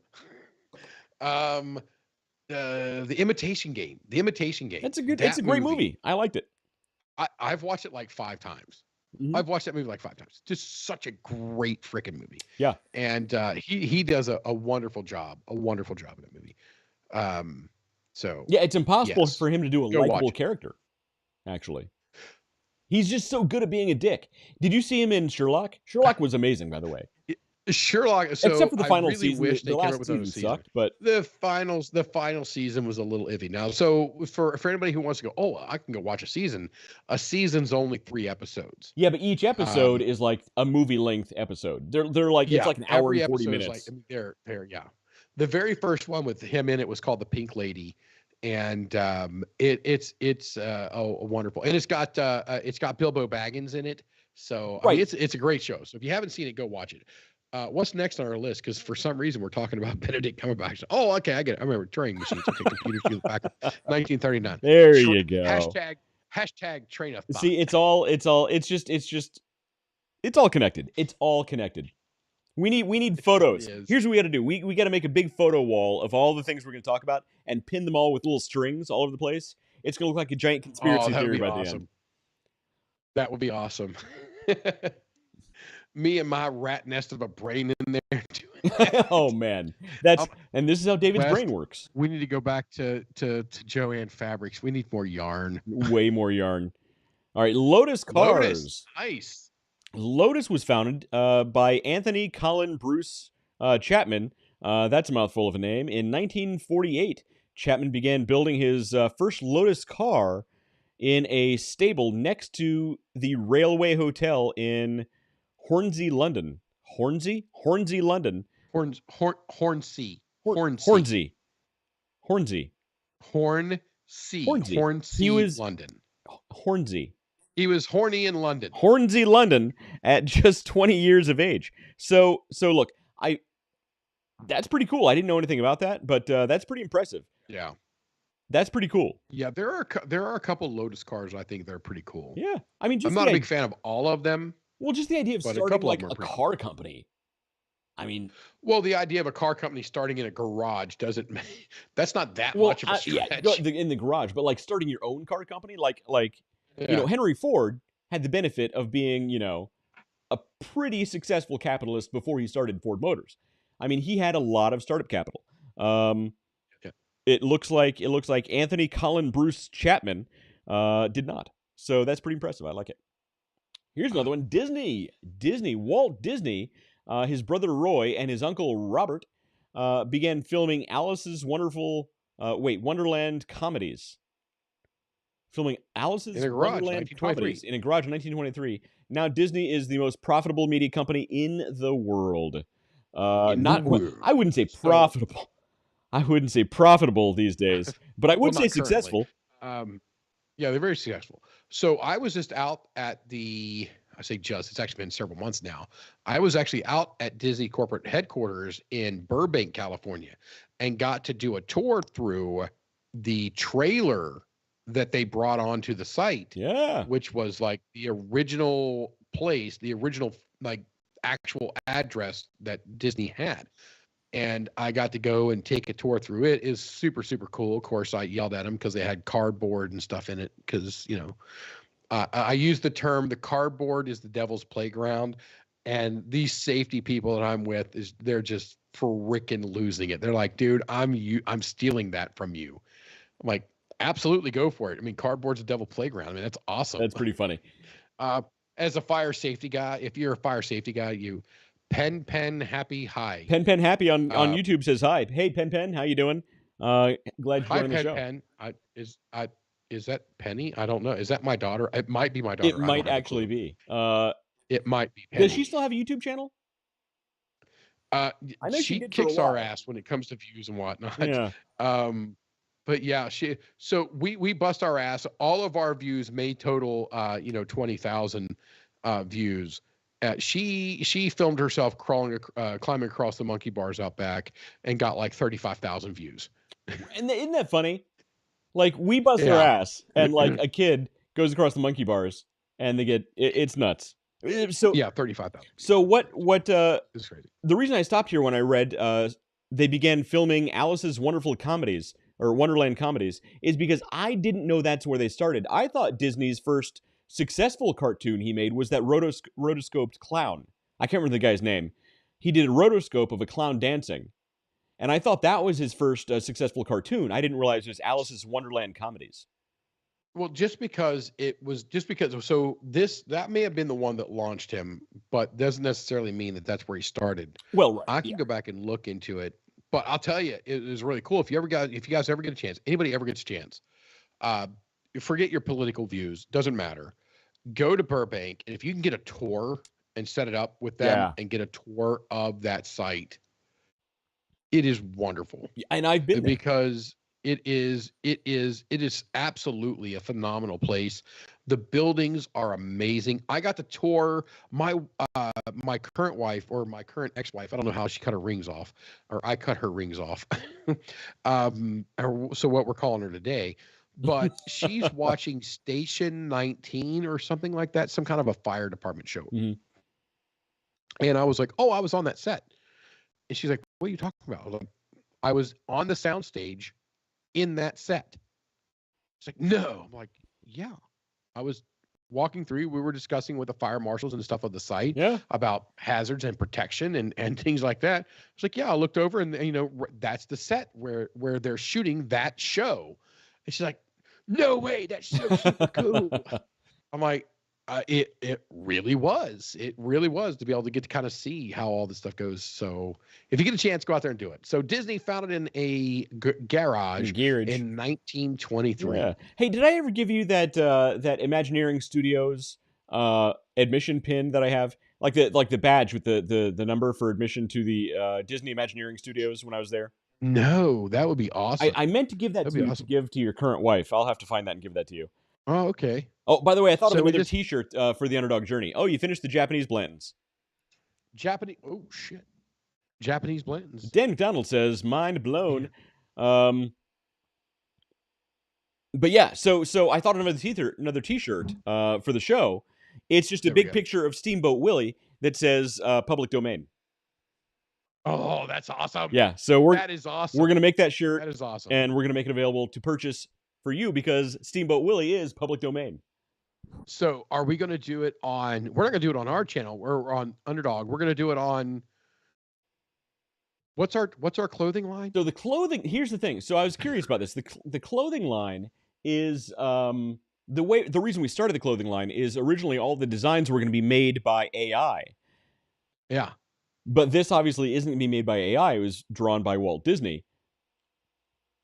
So should that be on that, or should we? I mean, he's a frozen head now, so it's close to AI as you can get. Fair enough. All right. I mean, technically, his consciousness is probably still alive in a computer somewhere, powered by his frozen brain. So, there's another T-shirt idea right there. All right. We're going to hell. So yes, we will. Either way, we'll have that shirt available soon, and I'm sure David will. We'll get it. We'll link to it. He'll definitely buy one. And I'll buy it. I'll buy one. I'll buy two. All right. I'll buy one for me and then one to give away. Hey, there you go. We'll have some. We got to think of some giveaways for next week. That sounds like a great thing. Let's do some giveaways next week. Great thing. We'll think about I'm going to give away a cigar. Everybody watching and listening, we will do some giveaways next week. If we give away anything, I'll give away a cigar and a bottle of bourbon. All right, can we mail those? Are we allowed to mail those? Yeah, you can mail whatever you want. Not explosives. Look at the Unabomber. He sent bombs in the mail. All right, fair enough. We will be sending out explosives, high explosives to. We will not. We'll be sending out bourbon and cigars. Oh yes, bourbon and cigars, not fertilizer and gasoline. Jeez, we won't be sending that out, is what I'm trying to say. All right, so the next on the list is Harley Davidson. In 1901, William S. Harley designed plans for a bicycle powered by a small engine. Together with Arthur Davidson, they began building these motorcycles in a small wooden shed. Now Harley Davidson is an icon among motorcycle enthusiasts. So just think, it could have been called Bill's Bikes. William S. Harley. It could have been Bill's Bikes. It could have been Willie's Bill's Rides. Bikes. Yeah. Willie. It could have been Big Willie's mustache rides. If he had a mustache, guys back then typically had mustaches. It could have been. It wouldn't have been as popular with the biker crowd. Look, some of the biker crowd probably would love it, but probably not most of them. I'm gonna get beat up now if I ever go to a bar. All chaps are assless. Look, I'm not judging William S. Harley. I'm just saying his weekend proclivities are none of my business. But he makes a mighty fine bike. Yeah. And I got built my in his Harley garage. outside. That's pretty impressive. That's pretty cool. I like that. Yeah, I like starting my bike up out there. I can because You have a Harley. it's noisy. I live in a quiet neighborhood, and that bike is not quiet. And I just take it through the neighborhood from time to time because I live in New York now, and in New York, in New York, New York. you're required to wear a helmet. In Ohio, you're required to wear a helmet for your first year while you're still considered a novice, and then after that, you don't have to wear a helmet. I didn't even know that. And I was one of those people that was like, why would you not wear a helmet? That's just stupid. And then I took my bike out one day just in my neighborhood back in Ohio. And I was like, I'm only going in here. I'm just doing a quick test drive because I think it was a tire or something I got fixed. And all I'm doing is testing it out. And I rode and I got the wind across my head and everything. And I'm like, I get it. I understand why people ride without a helmet. Until you get road rash on your skull. Well, that's dead. That's called dead. I'm just saying. That's gonna get dead. But over here, so now I got to go. I got a big melon. I threw my helmet away because it was out of it. It was expired anyway. So now I got to go buy a new helmet. But I started up here, and I can watch that bike from the engine back through the back wheel. The thing is like perfectly steady. But because of its choppiness and being a V twin and being a Harley, the front wheel is sitting there just bouncing all over the place. And I just know that the neighbors that are in the general vicinity are going, God, I hate that guy. And you have a Harley, though, right? It's a Harley bike. Yeah, I have a Harley. Yeah, nice. That's awesome. I have a Bill's bike. You get Bill's bikes. That's pretty cool. I got Bill's bikes. And yeah, the fact, I just love the idea they started these in their garages. Like, just that level of entrepreneurship to what it became is just, it's incredible. A lot of people think this can't be done today, but I mean, if it can be done back then, it can be done today. Different technologies, you just got to have a different level of creativity. Yeah. Here's the next one. Mattel. I didn't know this. Mattel saw its origins. I didn't know this either. In a garage in Southern California. It's always California. In 1945. Metallica. Where Harold Mattel and Elliot Handler began building dollhouses. So pretty cool. That's pretty awesome. Now look at them. They make everything. So Mattel. Yes, indeed. All right, and that's the article. Right, so hey, so well, that's it. So man, we went through Mattel like it was nothing. Mattel. We're so far disconnected from today's toys that we couldn't have a logical conversation on toys. Yeah, we got nothing on Mattel. It's fine. But so as far as the idea of starting your own business, that's Barbie, right? Barbie's in by Mattel. I think right? it's Barbie. Obviously, I think yeah. Looks like Buzz Lightyear. Also, I don't know. Yeah. But have you seen this show? No, but I think Barbie's Mattel. Have you seen the show Silicon Valley on HBO? I have not. Dude. I have not. So I try not to watch TV as much as possible. All right, Silicon Valley was written and produced by Mike Judge. Okay, Beavis and Butthead. Beavis Butthead guy. And he also did Office Space. So think of like Office Space, but like for tech nerds. Okay. It's really good. It's really, really good. Okay. And it's all about these guys who start this. So watch Office Space. Right. Well, watch Office Space. Also watch as possibly a sequel. Watch Silicon Valley on HBO. Oh, so it's about Silicon Valley. these guys who start this tech company. They're living in an incubator. They start this company together, and the weird things they have to go to work around other guys in the industry and the laws and how to distribute points to each other for payments. It's nerdy, but it's awesome. I really recommend it. All right. You would like it, David. It's pretty good. It's a good binge watch. Right. Who's watching? Who's on here? Can't tell. So those were a couple of my lists. I probably have a couple more. Do you want to go through some of your lists? I mean, here's my next list. Here's what I did. You looked up the lists, and I was like, all right, I know West is going to go look up the lists. He's going to go make a list of lists.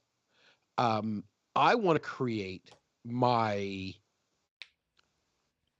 top lists, my tops. So I'm going to put you on the spot.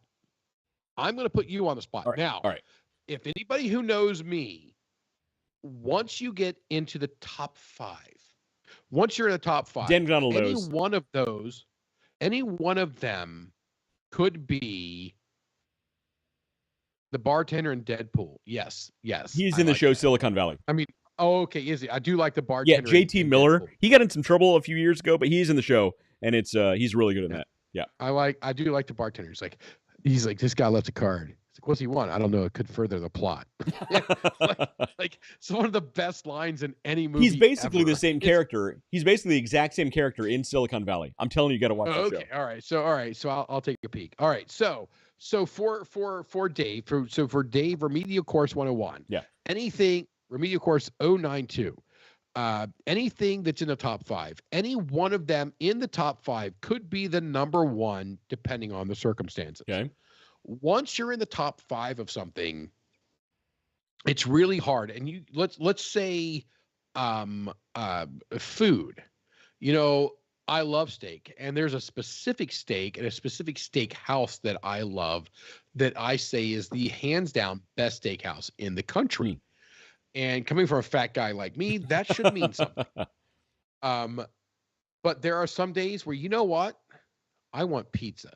So if I have a steak on a day when I want pizza, hashtag Harold and Kumar go to White Castle. So that's kind of the idea behind the top 5. So I'm going to give you the categories, and then we're going to run through. It doesn't have to be your top 5, because going through 5 of these can be rather brain racking. As I was sitting here on my couch earlier trying to go through this, and I put the bones of this together over the last week.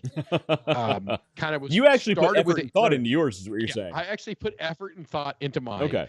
And so I'm going to put you on the spot. Normally it's West putting me on the spot, responding to stuff. It's usually the other way around. Yeah. I'm putting West on the spot, saying, "All right, West, here we go. Category number 1, top 5 movies of all time." Top 5 movies of all time. Ooh, okay. Let's now. Any of these, now we're not going to say they're in any specific order, because once you get into top 5, we've already established any one of them could be number 1, depending on the circumstances. So I've given you a couple extra seconds of thought. Top 5. You want me to list my top 5? Your top 5. Your top 5. My top 5. Okay. Top 5 movies of all time, or just my favorite movies? Because those are two different things. Your favorite movies. I think some top 5 movies of all time are not necessarily my favorites. And vice versa. Top 5 movies of all time, according to West. Okay. My favorite movies of all time. Your top 5 movies of all time. I would say 1, Darjeeling Limited by Wes Anderson. Love Wes Anderson. He's amazing. He's pretentious as hell, weird, but I love his films. They're so good. So Wes Anderson, is he the one who did? That was Wes Craven. I was going like the slasher movies. And Nightmare on Elm Street. Yeah, that's Nightmare on Elm Street and Scream. He also did some art house films. Yeah. So, all right. So send it over to me. I wouldn't mind watching. Darjeeling Limited. I haven't seen it. Dude, you would love Wes Anderson. It's so dry. Most people would be like, what is happening right now? But it's because his humor is so dry, but it's perfect. So Darjeeling Limited is one of my all-time favorite films. I would say Finding Nemo is on that list. Finding Nemo, not Finding Dory. Finding Nemo is a masterpiece. Un momento, se por favor, señor. What? Finding Nemo is a masterpiece of a film. They invented so much technology for that film. Plus, Max Brooks, not Max Brooks, that's the son. Not Mel Brooks. Mel Brooks' brother. Mel Brooks' brother. Mel Brooks is awesome. Mel Brooks' brother. Shit, I can't remember his name off the top of my head. Steve Brooks is brilliant. Steve Brooks. Now, I tried to think of it too fast. Hang on. I got to IMDb this. That's fine. So but yes, you've got Nemo. 2 out there. So you say Finding Nemo, and then some Darjeeling Limited. Dark Noir. You're gonna love Darjeeling Limited. It's Okay. You would love Wes Anderson. I'll send you a list of his films. You're gonna love this. All right, yeah. Send it over to me. I'll dig into him. Dig into him. After that. All right. Let's see. I don't want to get too pretentious with any of this. So no. It's all you. If you're pretentious, be pretentious. All right. Let's see. And if you have to say it in Latin, then say it in Latin. Let's see. The Cabinet of Dr. Caligari is amazing. It's artsy, but it's really, really good. I'm gonna say I think I have actually seen some of that. I'm gonna say definitely not the second, third, or fourth, but the first Matrix film is. I think that is. I mean, that was a game changer for a lot of people. That was a The really, really, really Matrix, good the movie. original Matrix. So I recently rewatched the trilogy. I did not watch the animated, and the new one is absolute shit. Right, and But they're making number first 5, right? Matrix. What's that? Oh yeah, I've heard that there's rumors they're going to be bringing another one Albert out, and I'm just Brooks. going Albert for the Brooks. love of Al Brooks. Albert Brooks. Al Okay, Al Brooks. Brooks. So Al Brooks in Finding Nemo actually ad-libbed most of his lines, and So what character was he in it? he was Marlin, Nemo's dad. He was Mm, the lead character, okay. and he ad-libbed most of his lines. And like in the behind-the-scenes stuff, they actually have like readings of him doing other takes of the lines, and it is just some of those most brilliant comedy you've ever heard in your life. Okay. So I've always thought, if I weren't born in West Virginia and had this wicked bad accent, voiceovers in animated film would be like it's the perfect role. That would be for me. fun, man. I would love to do voiceovers. It would be great. I'll tell you what, you and I should do some demo tapes and send them in and see what we can do. Let's do it. Okay, so we've gotten 1, 2, 3, and 4 out of you. What's number 5? All right, so number 5. Let's see. Number 5. It's really hard because I like a lot of movies. That's fine. Let's see. The one that's on TV, and if it's on TV, you stop and you watch. Well, obviously any of the Lord of the Rings movies. But if I have to narrow it down, that's tough. I'm gonna say No. Lord of the Rings is fine. I will count the trilogy, the original trilogy, not the Hobbit, but the original trilogy as one movie. All right, obviously Lord of the Rings. Then that has to be on the list because it still holds up. It's it still holds up. That is the only movie that you and I have on our list. What were the rest of your Harry Potter movies? Lord of the Rings. No. Okay, so at the first one that came to mind is like I will stop and watch this movie no matter what. Okay, it's a Bruce Willis movie. Mila Jovovich. Oh, Fifth Element. It's called The Fifth Element. Yeah. Okay, that's a great one. That's a good one. I like it. Is a great movie, great storyline, and Mia Jovovich is nearly naked throughout the most of the movie. So my AI camera app doesn't have a lot of work to do. Plus, you see her nude in like everything else. It's true. It's true. Next up for me is Shawshank Redemption. Shawshank is fine. Yeah, it's a good one. Redemption. I will watch it. It's a very quotable movie. It's really, really quotable. To hear him go, maybe because I'm Irish. That's it. That's it. That's the only line you need to know in the whole entire movie. Maybe because I'm Irish. That's it. And it was shot in Ohio, so it's good. Yeah, it's in Mansfield, Ohio, and you can go tour that, and you guys should. They do a really good Halloween tour, by the way. They do, yeah. The next up for me was Lord of the Rings. Okay. And then the next one for me is another 3-movie series, which has actually since then had 2 more movies tagged onto it. And it's the first Indiana Jones trilogy. Ooh, the first trilogy. Sure. The first trilogy from Indiana Jones collectively was just an amazing series of movies. See, now I didn't know we could do trilogies as a whole film. So yeah, that makes sense. I get it. Yeah, so that movie is just, that movie group together is I can watch it at any given time, anywhere. I don't care which one of the 3 it is. I will stop whatever I'm doing and I will watch those movies. I saw Temple of Doom probably at least 1,000 times as a child because that was one of the few VHS tapes we owned.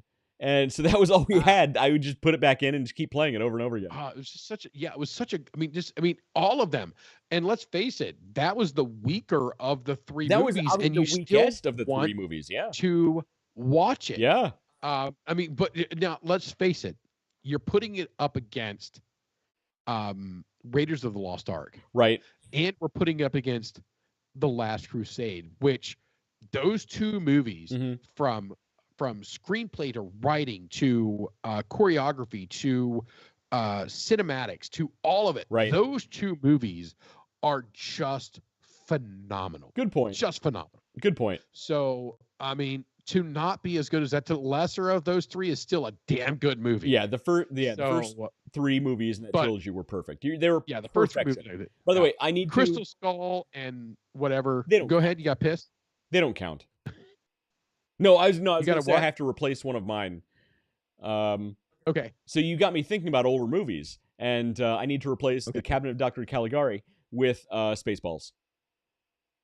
Ah, okay. So if my daughter was here right now, and she's out playing soccer right now, but if my daughter was here, Spaceballs is her number one. Spaceballs. And that tells me I've done good as a father. I that have failed as a father. 10-year-old daughter is her number one movie and has been her number one movie for a few years now.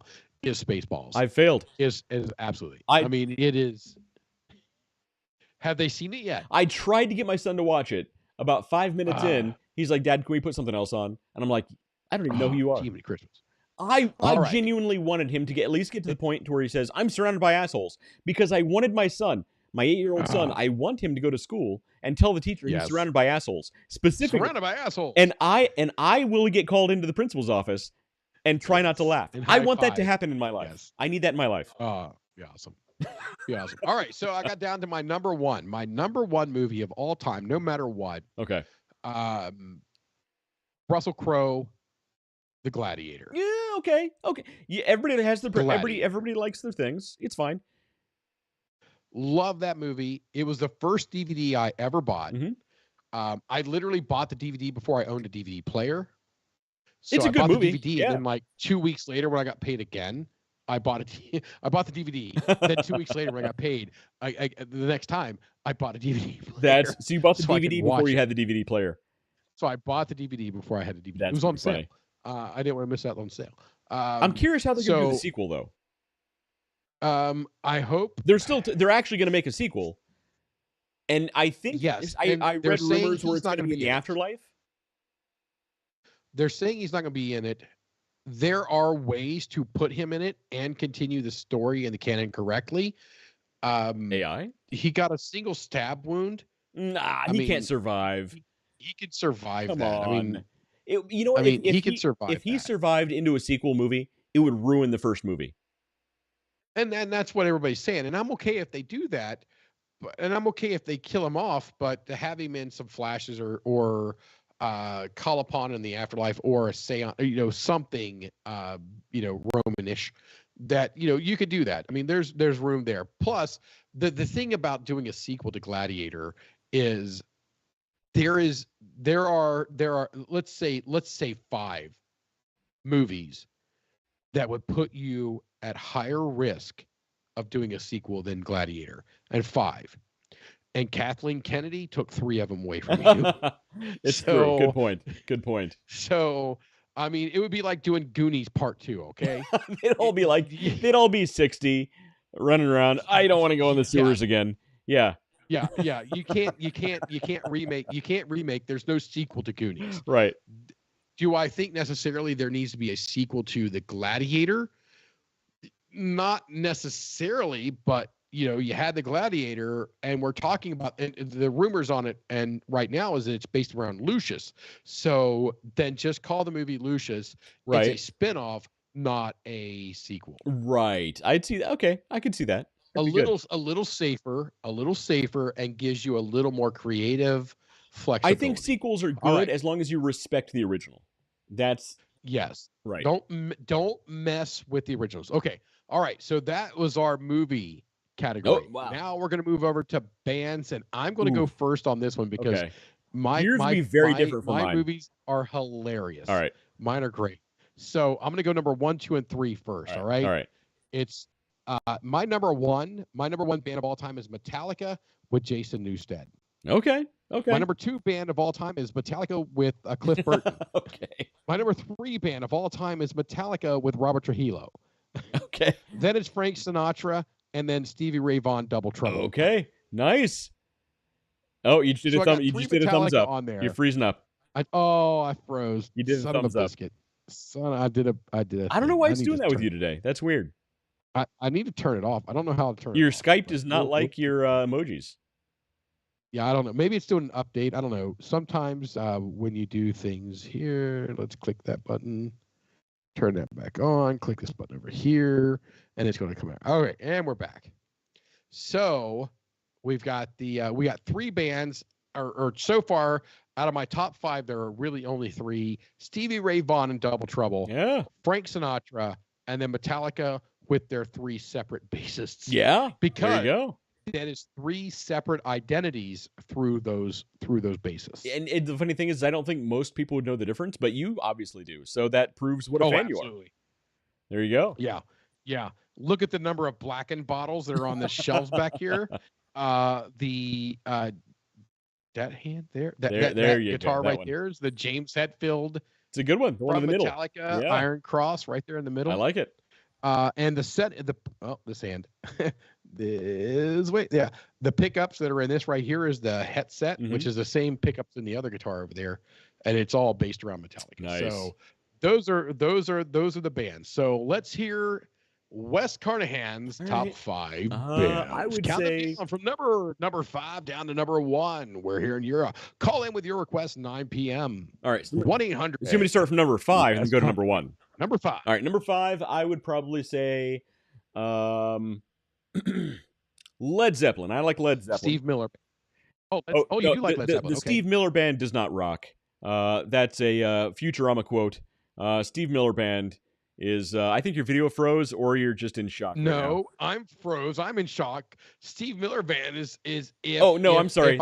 I was thinking Dave Matthews. I was thinking of the Calendars, okay. and the Dave Matthews Band does not rock.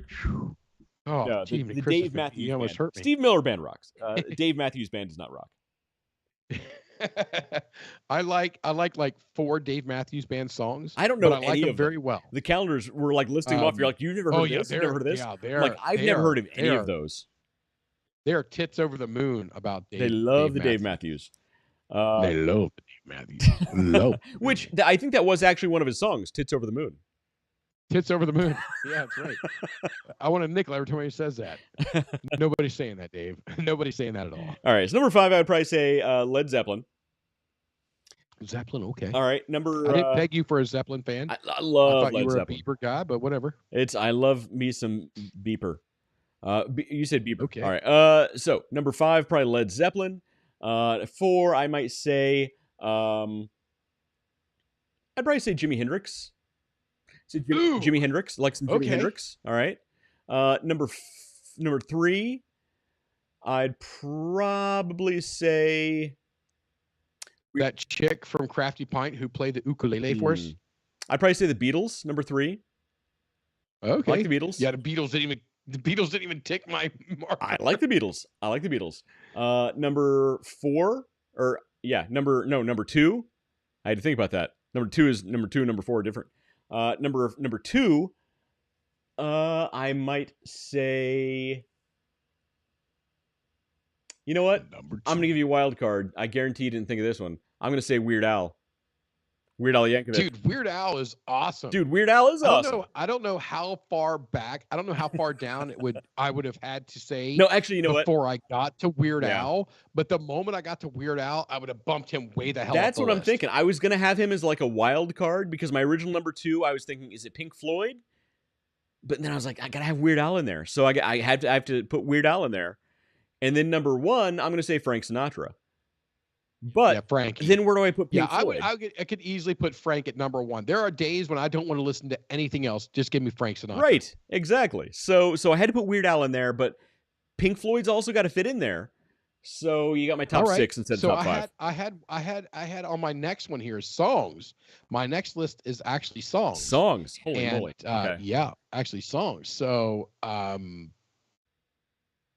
what's your number 1? The number 1 song you're like, hey, okay, I'm gonna break it down like this.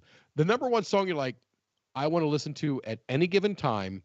Doesn't matter what my mood is, doesn't matter what's happening. I need to make sure my hands stay together and it doesn't look like a thumbs up. Like you're giving a political speech. What's happening? And we send things to China.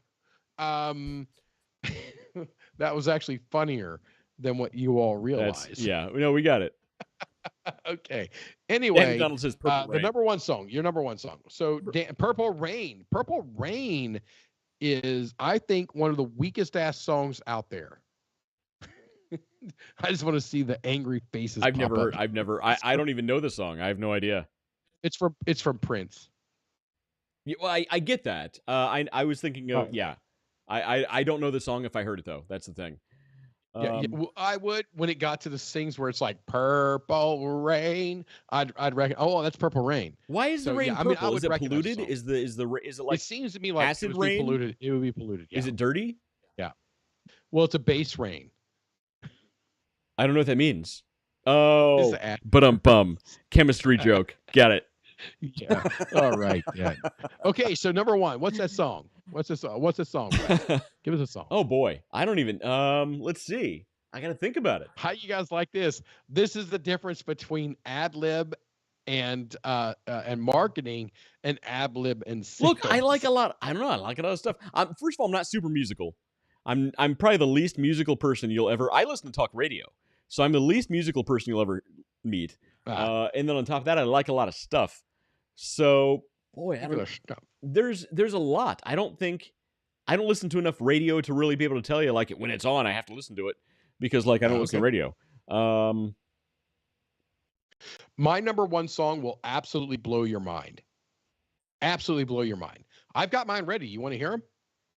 Sure. So I've got five in a wild card. Okay.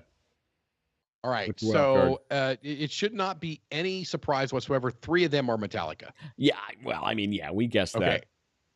My number one Metallica song is one that actually is kind of a shock for people who knows Metallica and the tunes and whatnot.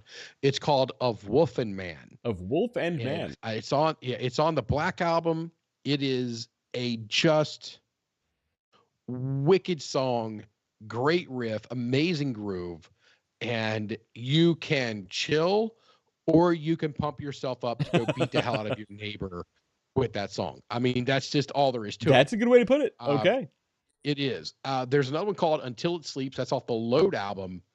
And it is it's a highly underrated song. Well, I mean, really highly underrated. There's one line in it that says, I am the beast that feeds the beast. And when that part of the song comes on, it was like, when you really start boiling that down and you're like, I am the beast that feeds the beast. And you're just like, okay, all right. Hell yeah, I am. Hell yeah, I am. And when you own it, it's an amazing song. All right. And then of course, Master of Puppets is on there. You gotta have Master of Puppets. Okay, fair enough. Master of Puppets is an amazing song. As a guy who tries to play that song, it is wildly complicated. It is very, very organized as far as how it plays. And most people wouldn't have a problem necessarily playing it at about an 1/8 or a 16th of the speed that James Hetfield and Metallica does. But when you take that kind of accuracy and that kind of precision, and then you play it as fast as they do, all the people who think it's an easy song, all that shit goes out the window. Because it is wicked hard, and it will kill your both. It's wicked hard, and it will absolutely kill both of your hands. From a technical standpoint on the left hand, and from a chugga speed on the right hand that just doesn't stop. Okay. Now, for a song that is just get up for your day, go. I could listen to it every single morning. In fact, I might change my alarm clock to this after making this list. Is Blind by Korn. It is a song. I like yeah, Korn actually surprisingly has some good songs. Yeah. Yes, it is. I must have done something. I froze again. Uh-oh. Yeah. But yeah. No, you're back. I see you moving. You're back. Oh, am I back? Am I back? Okay. All right, great. So Blind by Korn is up there. Now, I put a 5/6 on this one because I'm a guy. And the Korn came to mind, and Korn is the Jonathan Davis and everything, and the relationship with Limp Bizkit came to mind, and the song I did it all for the Nookie. Limp Bizkit's first album was pretty amazing. $3 bill, y'all. So the funny thing, when I was in high school, a buddy of mine got won tickets off the radio to a concert. Who was the other band? It was Faith Yeah, No tell More. me. He won tickets to a Faith No Faith More No More. concert. Okay, Faith No More was playing at the Newport Music Center. For those of you not from Central Ohio, the Newport Music Center, it was this tiny little rat hole of a place. I don't even know if it's still there. And like, It's still there. It's still there. But just so you know, Bob Seger used to play through there as well, and Bob Seger Yeah. is freaking huge. And the balcony kind of wrapped around. So we got this seats in the top front of the balcony, like right next to the speakers, like right in our face. And we're like also like right above the stage. And the mosh pit's all down below us. And Faith No More, of course, weird that people were moshing to Faith No More, but they were. And the opening band was this band that nobody heard of before, Limp Bizkit. And nobody knew who these guys were. Who are these guys? What the heck is happening? We saw Limp Bizkit before they were even famous. And that's awesome. About 2 weeks after we saw them, they played live for MTV. Used to have this annual thing called Fashionably Loud. Which okay. Was, I know they did the spring break thing too. Well, yeah. So Fashionably Loud was like their spring break thing. Basically, it was like a fashion show where a band played while people did the fashion thing. And that's when they really got famous from the Fashionably Loud. But we saw them like 2 weeks before then. Nobody knew who they were. And Fred Durst is up on stage, and he's like picking fights with people in the crowd. He's like, "F you guys!" And like people trying to jump up on stage and fight him. It was awesome. I mean, you want to hate Limp Bizkit. Limp Bizkit was our generation's dude. Faith, what's the band? Faith is Nickelback. Faith might be one of the best songs of all time. The remake of Faith. The remake. Now, don't get me wrong. George Michael didn't do a bad job on that song, but the energy that Limp Bizkit brought to it was just insane. Yeah, that remake that actually might be one of my top 5 songs. Oh, okay, that's great. The Faith from Limp Bizkit, that's good. But I put it on here as I did it all for the Nookie. I like the Cookie Monsters remake of that. I did it all for the cookie. You can have all the cookies you want, sir. So just remember, when we're out, you guys bring the cookie for West and the Nookie for Dave. I think your current wife might have some commentary on that, but okay. Off. I cut her rings off. As I'm cutting her rings off, you literally cut the rings off her fingers. I literally did. I cut the rings off. I said, I'm changing my Facebook status to single.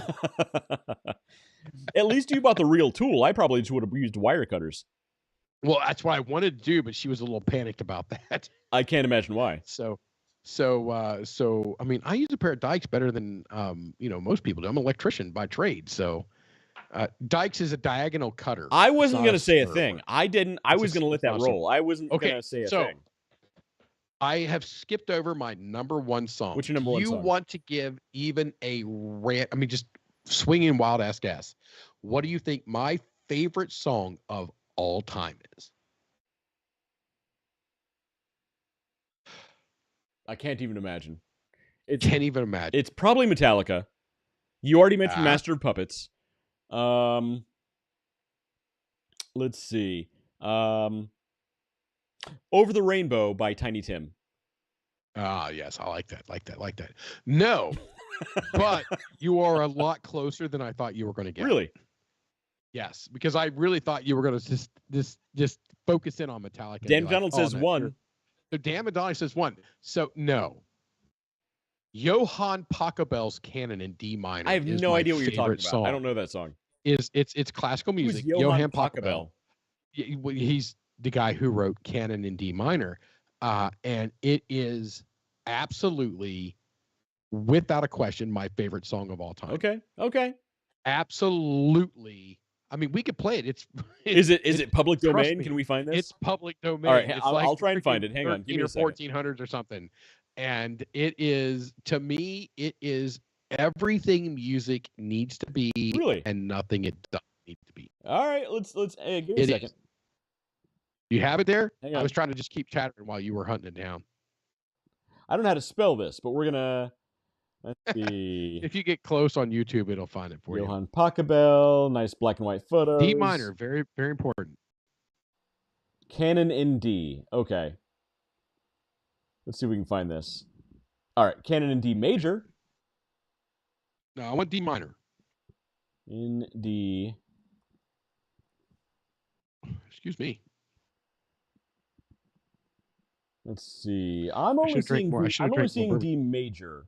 Let's see if this is close. I'll play this. We'll see if it's close. All right. I'll take a listen. All right. I'll take a listen. Let's give it a. Might spit out my bourbon. Let's give it a gander here. 1 second. Modern technology. Okay. Let's see if this is close. There we go. It's probably When you hear it, I'll you'll be recognize the ahead of song. time. It probably will. So yes, it'll be a. I was trying to think of something wildly embarrassing. Oh, there we go. Yeah. Okay, I think we all know this song. We just didn't know what it was called.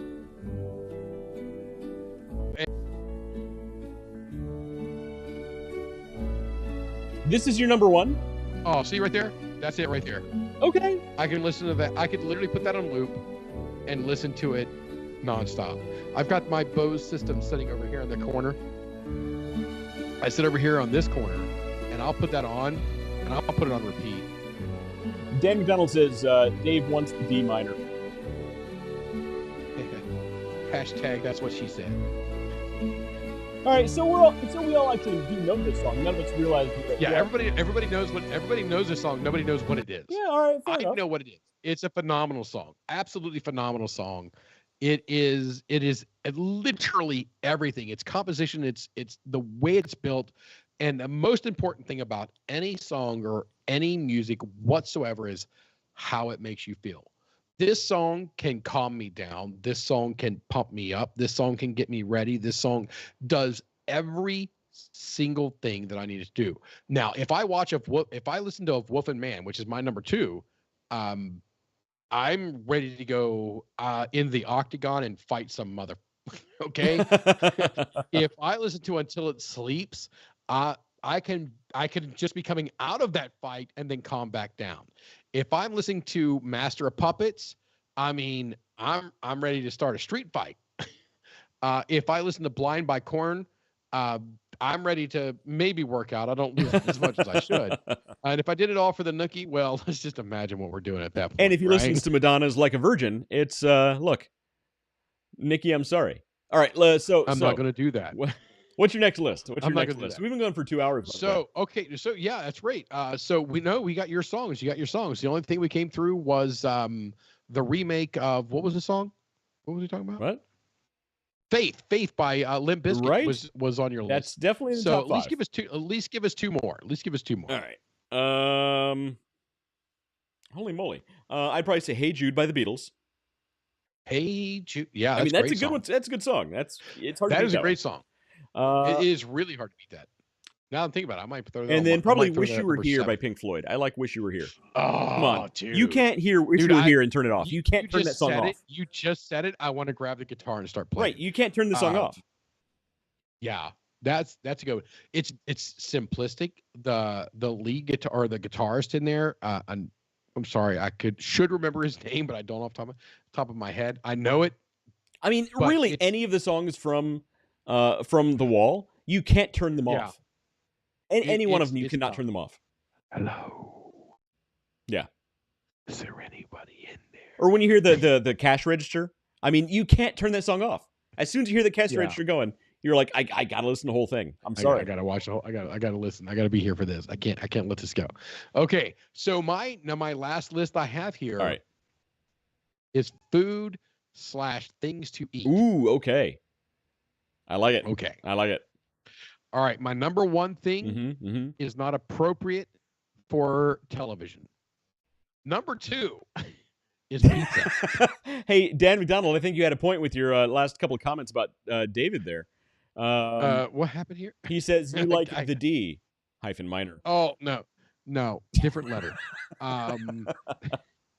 So the first one's, we're gonna leave that off. Yeah. All right, it's let's not go there. But number 2, but my number food, not things to eat. But my number one food is pizza. Well, I mean, pizza. Pizza is one of those where even if it's a bad pizza, it's still a good pizza. It's tough. I mean, I've only had 1 or 2 pizzas in my life. Right. I'm like, I stopped eating. Yeah. Like, I don't want anything to do with this. This is terrible. So yeah, I mean, I mean, I left a steak on a table just the other day at a restaurant here. It was a really good restaurant, did a great thing. Actually had a pizza as an appetizer of all freaking things.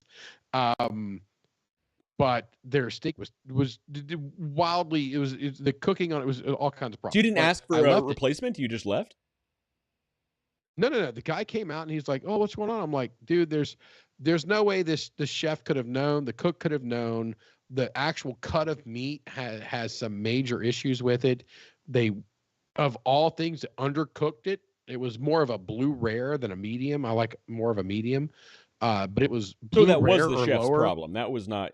So the part of You it were trying to was be there, nice, but is then what there you're was some. saying. I was trying to be nice. Yeah. I really do try to be nice, and he took it off. I'm like, I don't want you to take it off.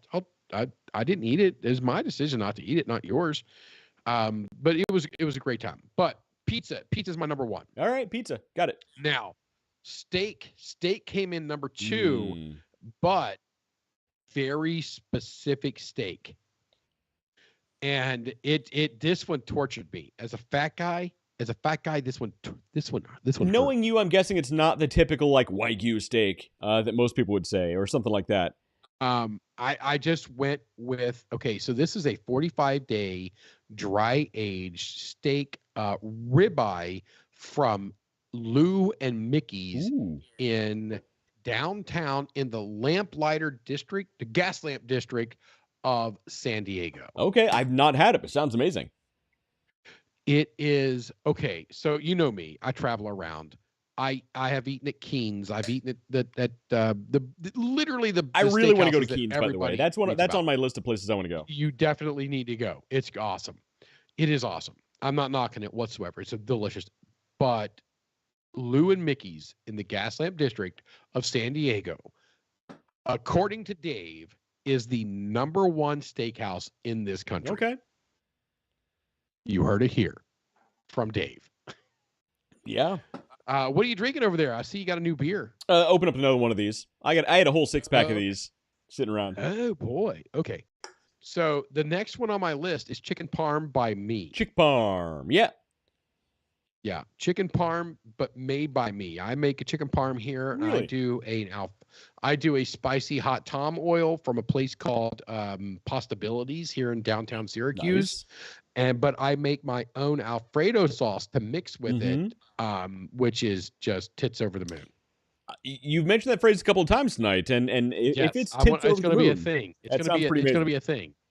It's like that chick from Mean Girls who tried to get fetch as a thing. I'm going tits over the moon. First of all, I've never seen Mean Girls because I'm a straight man. Second of all, tits over the moon sounds great. So I'm with you. Tits over the moon. It's going to be a thing. Next up for me is something that my hillbilly homies will absolutely get behind me on. Tudor's biscuits. I don't know what that means. It sounds dirty. It's not. It sounds like a Tudor's biscuits, or it's like Biscuit World. It sounds it sounds like if you could combine TJ's TJ's Country Place with a strip club.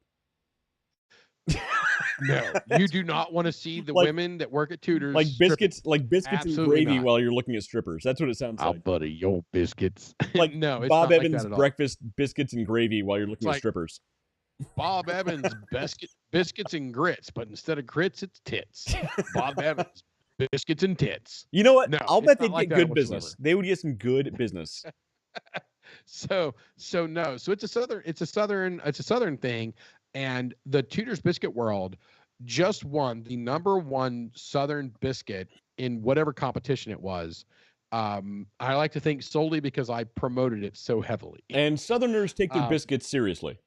Yeah, Southerners take their biscuits very seriously. Yeah, and in the North, we just get a can of Grand's biscuits and call it a day. Grand's biscuits and just, whatever. Yeah, it hurts my soul when I have to crack open a can of biscuits here. It hurts. I do love Grand's, by the way. My number one favorite meal. All right. My number one favorite thing here is a meal that someone else makes for me. Ooh, it's always better when somebody else makes it. Oh, you know what's funny? Makes a meal for me. Is this your full list, by the way? That's it right there. You didn't mention the one that I thought you were going to say. Giovanni's Pizza. Hofbrauhaus beer and more beer. Let's see. Okay, I don't know. You, for as long as I've known you, have bragged about this one meal that you My had. steak. Your steak that you had with Chuck My Hoffner. steak. Okay, I Chuck. thought you were going Yeah. to say that. I thought that was going to be your number one. Okay. I honestly So thought that that was was your a number one. one-off. That was a one-off. That was a one-time thing. Okay. Okay. All right. For everybody listening, you have to understand here. I accidentally made the most amazing steak one time. So I was with my buddy Chuck Hoffner. I can literally text him right now. In fact, I'm going I know to. I Chuck. don't know what time. Chuck and I. It's I know Chuck. 10:17. Yeah.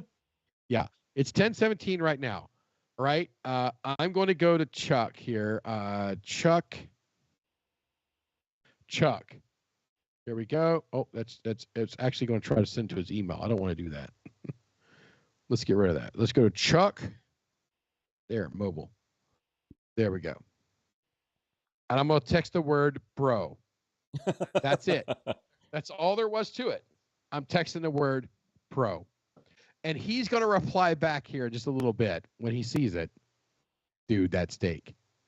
That's what he's going to do. For as long as I've known you, you've told this story about these steaks, these legendary steaks. These steaks. Oh, it's.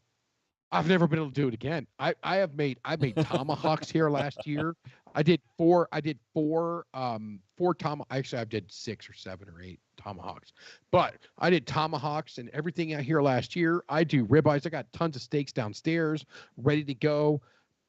I've done it a lot. Nothing compares to you. Oh, wait, wrong song.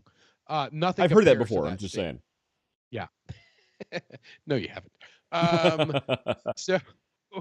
So that steak stands alone in and of itself. Okay, so that's outside. It's transcended beyond your list. It is transcended by that. It's like the Jesus of steaks. Right. It rose from the grave. It's at the right hand side of Jesus.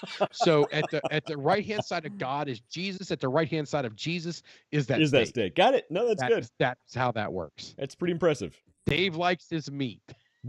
He does like his meat. I do like to tenderize my meat properly. I have no commentary that can work with that. Yeah. That went to dead air quickly. I have some comments that I will not make. All right. Is that your list? That's my list. That's a good list. So, all right. So for you, we got to backtrack because we've got one song from you. And we don't have any foods yet. So all right, songs are gonna have to wait because I'm not musical. Foods I know. Okay. Foods I know. All right, let's go to foods. Am I doing my let's 5? Top. Let's go. If you only have 3, let's do 3. But I got a lot of if foods. you can get 5 in, let's go 5. All right, so these are not in any necessarily particular order. That's how it should be. Top 5. I'd probably say number 5 is Shin ramen noodles. So Shin ramen noodles. I don't know what that is. So first of all, I love ramen noodles. Ramen noodles are amazing. Shin ramen noodles. Is that like the 15-cent things you get at Walmart? No, well those are the shitty cheap ramen noodles. The good ramen noodles, it's about $1 for a bowl. You put some water in it, and it's all like in Japanese or Chinese or Mandarin writing on the front. The Shin noodles are spicy enough; they will burn the nose hairs right out of your nostrils. They're amazing. So good, dude. I mean, you're gonna feel it the next day after you eat these. They're really, really good. I like spicy foods. Yeah, so Shin noodles are definitely there. And when I make them really good. So I put bacon in there. I'll put hard-boiled eggs in there. And I'll do these noodles right, man. So Shin noodles, number 5. Number 4, I'm going to say it's not... Okay, number 4 is there's a pizza place right down the road from us. Actually, almost right across the street from the lodge. And they make a jalapeno and bacon pizza with what's the cheese? Not goat cheese. Feta. Thank you. It was on the. It's in that cheese I was just family. thinking with feta. If I had a jalapeno, bacon, and feta, and their pizza is amazing. They have fresh jalapenos, not canned, and it is so good. So dude. I prefer a pickled jalapeno over a fresh jalapeno. You know what? I do sometimes, but like just that fresh jalapeno flavor Okay. shines through on this. So it works. So it works on this better. Okay. Yeah. So right. we're gonna go there. You're gonna like it. It's gonna be good. Come into town. Let me know. We'll go there and get that pizza. I'm coming Friday. That's what I'm saying. We've got stuff to do on Friday. All right. Well, we got stuff to do on Friday. Although I think I'm canceling. I was going to stay in Huntington, West Virginia, but I think I'm going to cancel that and stay in Columbus. All right, number 3. So that was number 5. Number 4. Number 3. Number 3 is going to surprise you. It's not going to be on anybody else's list in the entire world, I promise. Chuck E. Cheese pizza. Chuck E. Cheese pizza is the most underrated pizza in the world. It's so stinking good. And I know this because one of my first jobs was at Chuck E. Cheese. And I used to go back in the kitchen. I'd make my own pizzas. Then I'd go out in the front game area. I'd hide my pizza in one of the games, and I would pretend to fix the game all night and just keep going back to eat pizza. It was so good. I shouldn't admit that. I just picture you dressed up as that rat. Oh, that's what they made me do my first week there.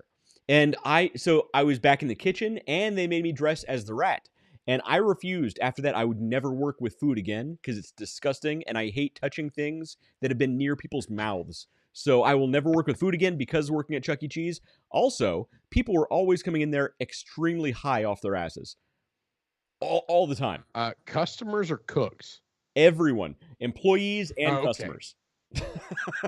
All right. So I can actually normally I don't condone. I'm not a marijuana guy myself. No, well, obviously not me either. I'm absolutely, anti that. No. Yeah. No. Wait, yeah. No. Of course not. But Chuck E. Cheese, I believe I get it.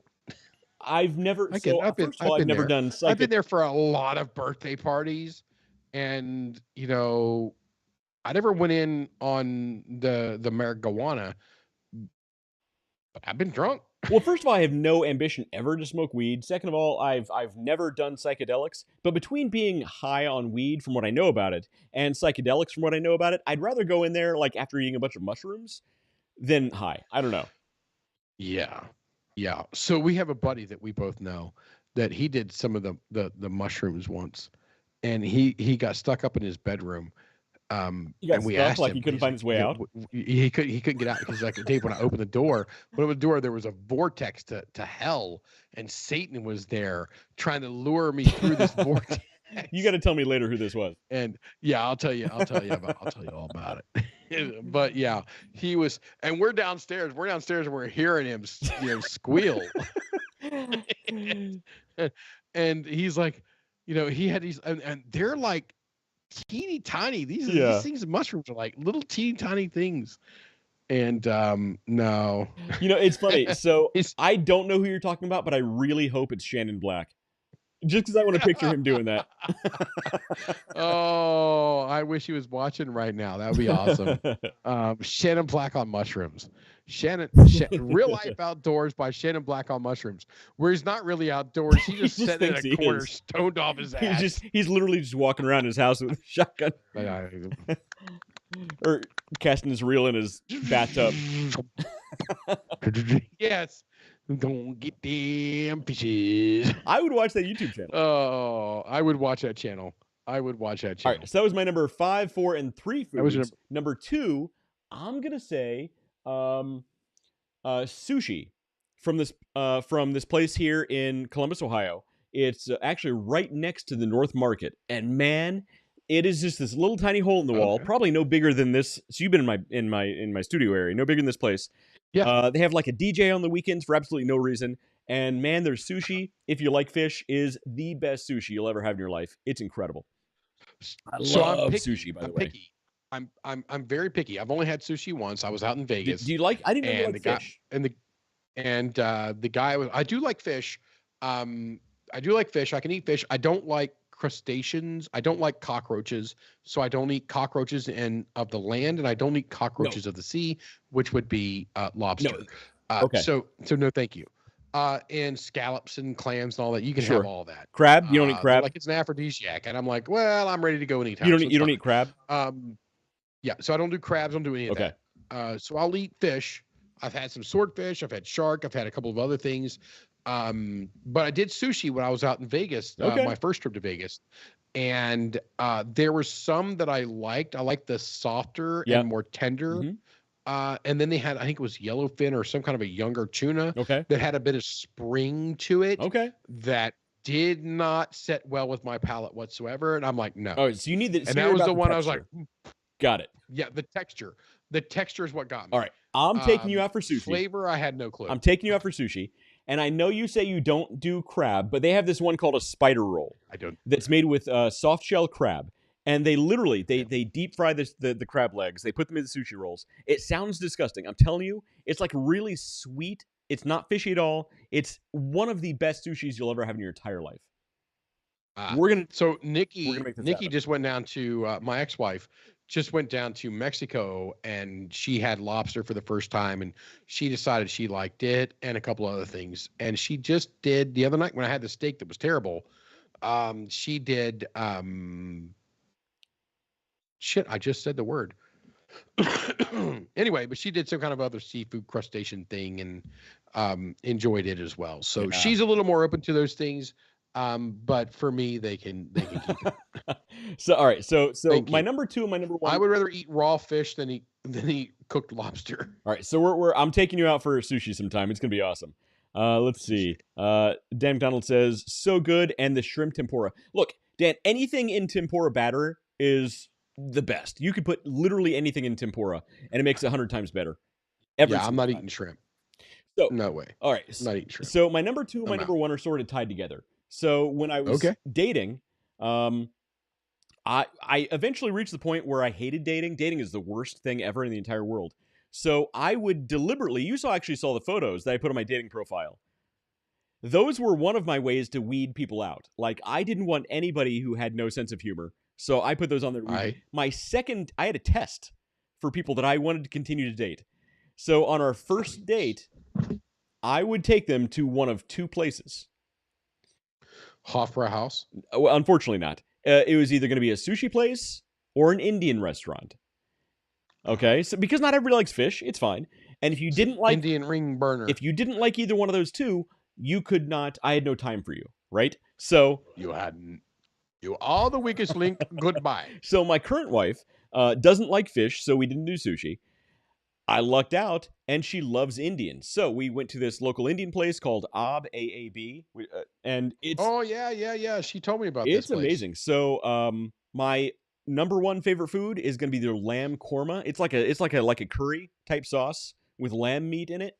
It's Indian food. It's all like a curry sauce. Yes, and there are very big differences. If you know your Indian food, there are very I big do not know my Indian. So last time I was in Atlanta, and I'm working with a bunch of Indians on project this or that, and I'm sitting there. I'm clearly the person that's sticking out like a sore thumb. And the guy leans over to me. He's like, "I'll order for you." And I said, "Good," because I don't know what the hell any of this is. And he's like, "What do you like?" I'm like, "What do you got that's spicy?" And they come by, they're like, they this just is laugh super, and say super spicy. everything. And they're laughing, and I'm like, "Okay, bring me what you got." Oh, and they're like, "No, we'll make it medium. We'll go half spicy." I'm like, "No. Bring me." Did you go full level 6 spicy? They did. They brought it to me. I'm sitting there sopping up. They got the naan bread. I'm sitting there sopping up the sauce and eating it, and they're looking at me like, yeah. And most Americans can't do that. Their spices are no joke. Like, if you're not into spicy food, some Indian food will blow you out both ends. It's rough, man. Yeah, it will. I mean, it did the next day, but it was worth every bite. Dan McDonald says this had to have been during your art school days. Dan, I can't tell you how much fun I had in art school. I also can't tell you how happy I was to no longer be dating art students. It was fun, but after a while, you're like, I've seen those art students. What was his name? But after a while, honestly, you're like, just please don't talk. Just don't talk. I can't listen to any more of this nonsense. But yeah, it was during art school, and man, it was fun while it lasted. But yeah, so those are my top 5. Those are your top 5. And actually, still to this day, that Indian restaurant is where my current wife and I go for our special meals every single time. So I had wanted to send you over a meal at one time. And I'd reached out to your wife, and that's where we tried to get all the dots still aligned in the planets to organize, and they just couldn't do it. So we ended up with Mexican. I remember that. You And sent a crap ton of tacos. Tons and tons of I sent you a tacos. buttload of tacos. I do remember that. And they were appreciated. We ate tacos for a very long time. Yeah, tacos are good. I actually, that was my dinner. I had Taco Bell for dinner tonight. Ooh, I do love Taco Bell. Taco Bell got me through. It's funny. Taco Bell got me through high school. Chipotle got me through college. It's like I graduated. Yes. So I had Chipotle earlier this week or last week or the weekend or something. I don't know. I've been home for a lot of days in a row lately, so I'm not really sure what day of the week it is. You've been in one place for too long. You don't know what to do. I've been in one place and I'm happy because what's crazy is I have our trip coming up. When I get back, I'm home for like 2.5 weeks almost straight. You're going to be bugging out of your mind. Oh man, I by the end of it, yes, but I got to tell you, looking forward to it, I'm going, oh, thank God. Well, you have a project I've that you been can work going on during so that time, far. by the way. Yeah, I've got some of the wires and wait, where is it? You already lost all the stuff. Yeah, there's some stuff. There's some stuff. I got wiring and stuff going here. I got some cabinets here and there. This office is not normally my office is the cleanest room in the house because I live with other people and they are messy. I am the neat one that comes around. You're and trying tries to tell me clean two everything. teenagers and a woman are messy in your house? I refuse to believe it. Yeah, yes. Yes, they are messy. Help. What's the sign if you need help? It's something It's like this. that. It's one of these. And right now we're being flagged by every algorithm on Facebook. Yes. It's help. So no, but this room is actually a little disheveled for its normal operation. Well, I got this chair pulled out here in the middle, and I got tape. I mean, it's stuff everywhere. I like your background you're working with now, though. The 3 guitars in your bar right there, that looks cool, man. That's a cool look. Yeah, so if anybody wants to come up and visit, come on up. I'll pour you a drink, but not from those up there. Those are for a special occasion. Wait, no, the infinity bar, the infinity bottle, and the rabbit hole or cask strength is there. Plus, everything that's in my bar down below is up for grabs. There's usually a couple bottles of Blanton's, a handful. There's a Weller 12-year in there, Weller Special Reserve, E.H. Taylor, Baker 7. I mean, there's Hibiki. I mean, there's a lot of you got a pretty sweet bar in that case behind me. And I go places, and it's crazy because I go to a lot of restaurants and whatnot, and I'll see what they have there, and I'm like, I got a better selection at home. Like, I got a lot better selection at home. They're like, oh, we got Angel's Envy. Do you now? Like, that's cute. Great. That's great. Good for you. Let me just go pump up the trailers. Let me go pump up my trailer tires. Next time they say that, ask them if they have anything that's not well. Yeah. What do you have? What's your non-well drinks? I don't have it. I don't have an Angel's Envy. I do have something back there that's toasted, but I don't remember. Is Angel's Envy toasted? I have no idea. I don't know. Your bar is significantly better than anything that I have. I got to say that. So I do have a bottle back there for people who come over and think that Angel's Envy is really good. I do have Basil Hayden. I have a Basil Hayden. Basil Hayden. It's a good one. It's tasty. It's a good one. You and I had a really good night drinking a lot of Basil Hayden. Yes, and that's why I bought it, was in honor of that bartender getting absolutely snickered with us. Right. I mean, I would say we got to track her down sometimes. She's probably in prison or on OnlyFans. Probably both. Probably both at the same time. Good point. That's a great question. Can you run an OnlyFans from prison? I mean, that might be a show for us. Businesses that you can run from prison. OnlyFans, Ponzi schemes. Yeah, no, it's these are actual businesses ideas that you can do from prison. I think that would be a great show. I'm telling you, it would take us into a whole new market. You know what? The big obvious ones are going to be. I can give you a list right now: drop shipping, Drop shipping. Drop shipping. Okay, all right. I thought you were going to make comedy of this, but okay, you're actually going through because real because because these are the ones I really hate. Because every single influencer online is like, you can make $10,000 a day with this affiliate marketing scheme that we have. Affiliate drop shipping marketing. Yeah, so affiliate marketing is one. Drop shipping is another one. Affiliate marketing, drop shipping. Print on demand is number 3. So I'm sure I could think of 2 more, but there's at least the top 3 right there: drop shipping, affiliate marketing, and print on demand. Those are 3 that you can run from prison, and apparently you can make $100,000 a month just by any one of those 3. So for a normal faceless YouTube channels, faceless YouTube channels, that's another one. For us who have things that we have to do throughout the day and the evenings and whatnot, making those things viable and profitable may be an Orgian task. However, you say Orgian task? Yeah, I did. How hard are you working your orgies? Mine are not that difficult. That is that is not what it's meant. I think you mean Herculean tasks.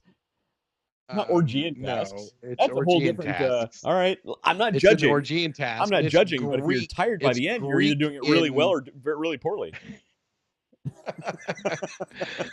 It's Greek in nature. I'm sure it is. We'll discuss that. Take a shower. Yes, my name is Adonis. No, shit.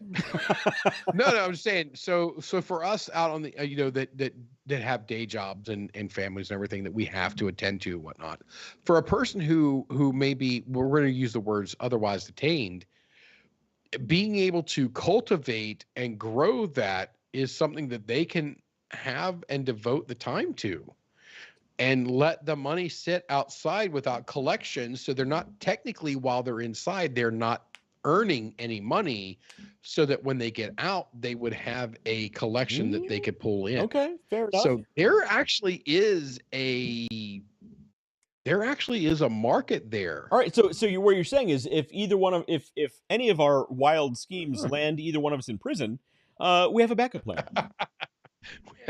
We already know the ins and outs of how to make this happen. Yeah, we know the ins I and honestly outs think of how to make it happen. Yeah, a faceless YouTube what channel. You're doing with the ins and outs in prison's your own business. Look, if I'm in prison and I'm in trouble, we'll say that.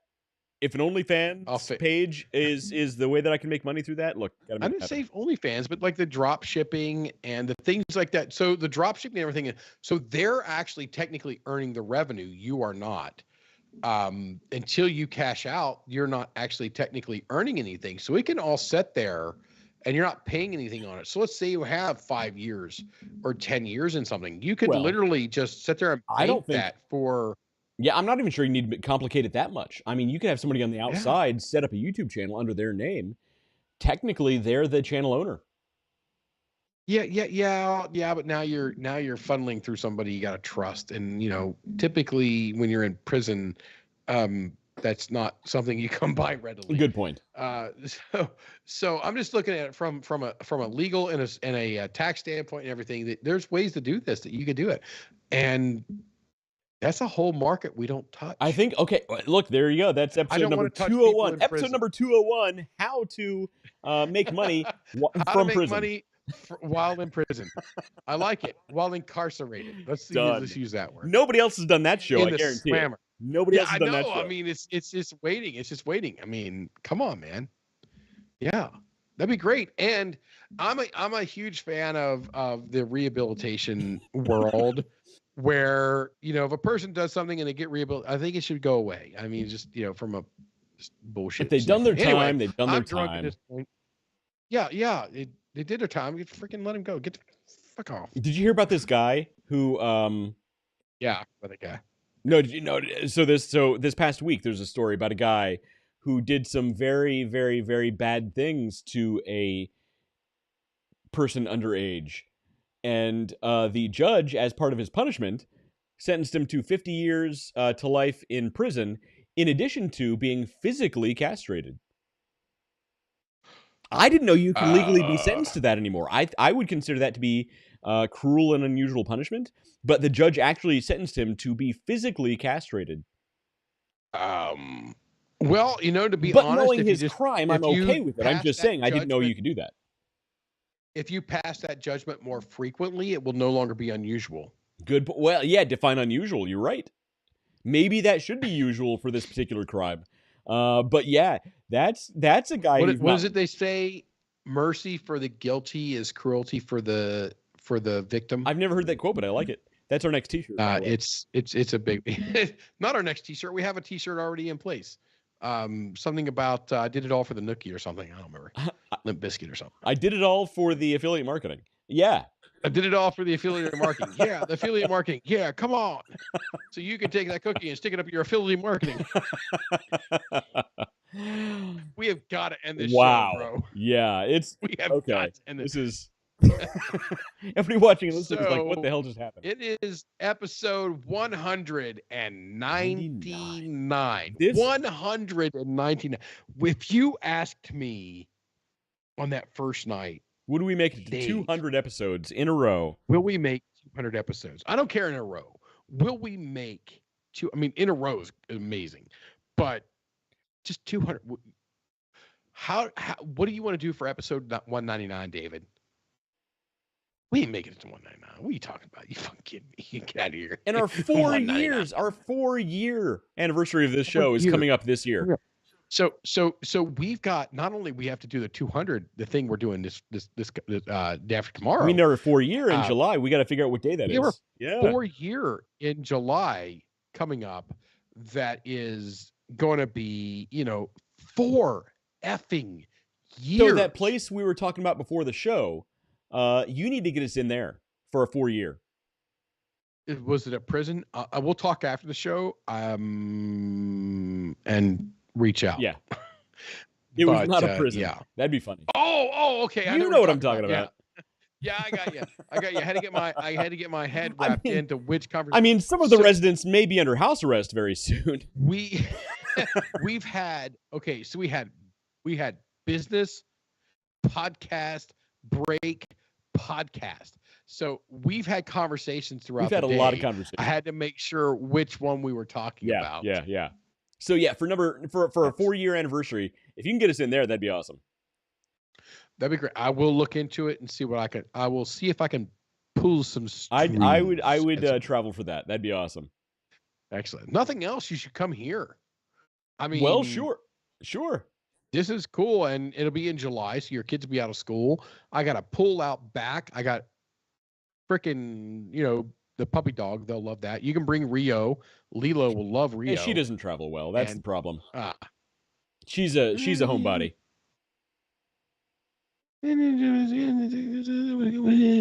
No, we can. The dog does not like to travel. It's a whole thing. It's anyway. You got people. She likes what she likes. She's a dog. Yes, indeed. Anyway, she's a dog. Anyway, this coming Friday. She's a dog. I've been Dave.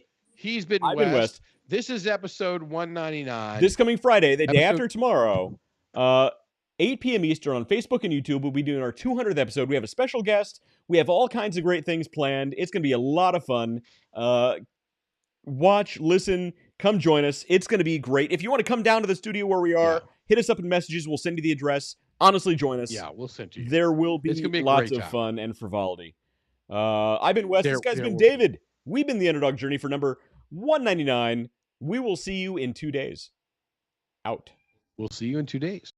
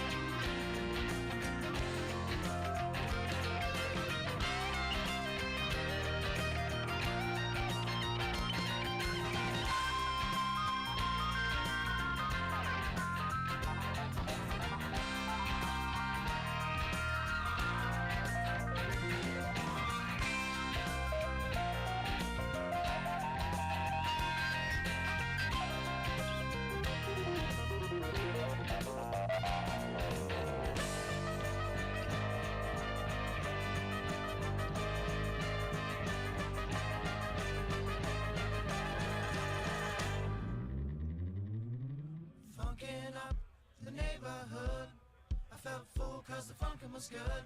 Funk you in the city, funk you up in the woods. Funkin' up the neighborhood. Funkin' up the neighborhood. I felt fool cause the funkin' was good. Funk you in the city, funk you up in the woods. Funkin' up the neighborhood. Funkin' up the neighborhood.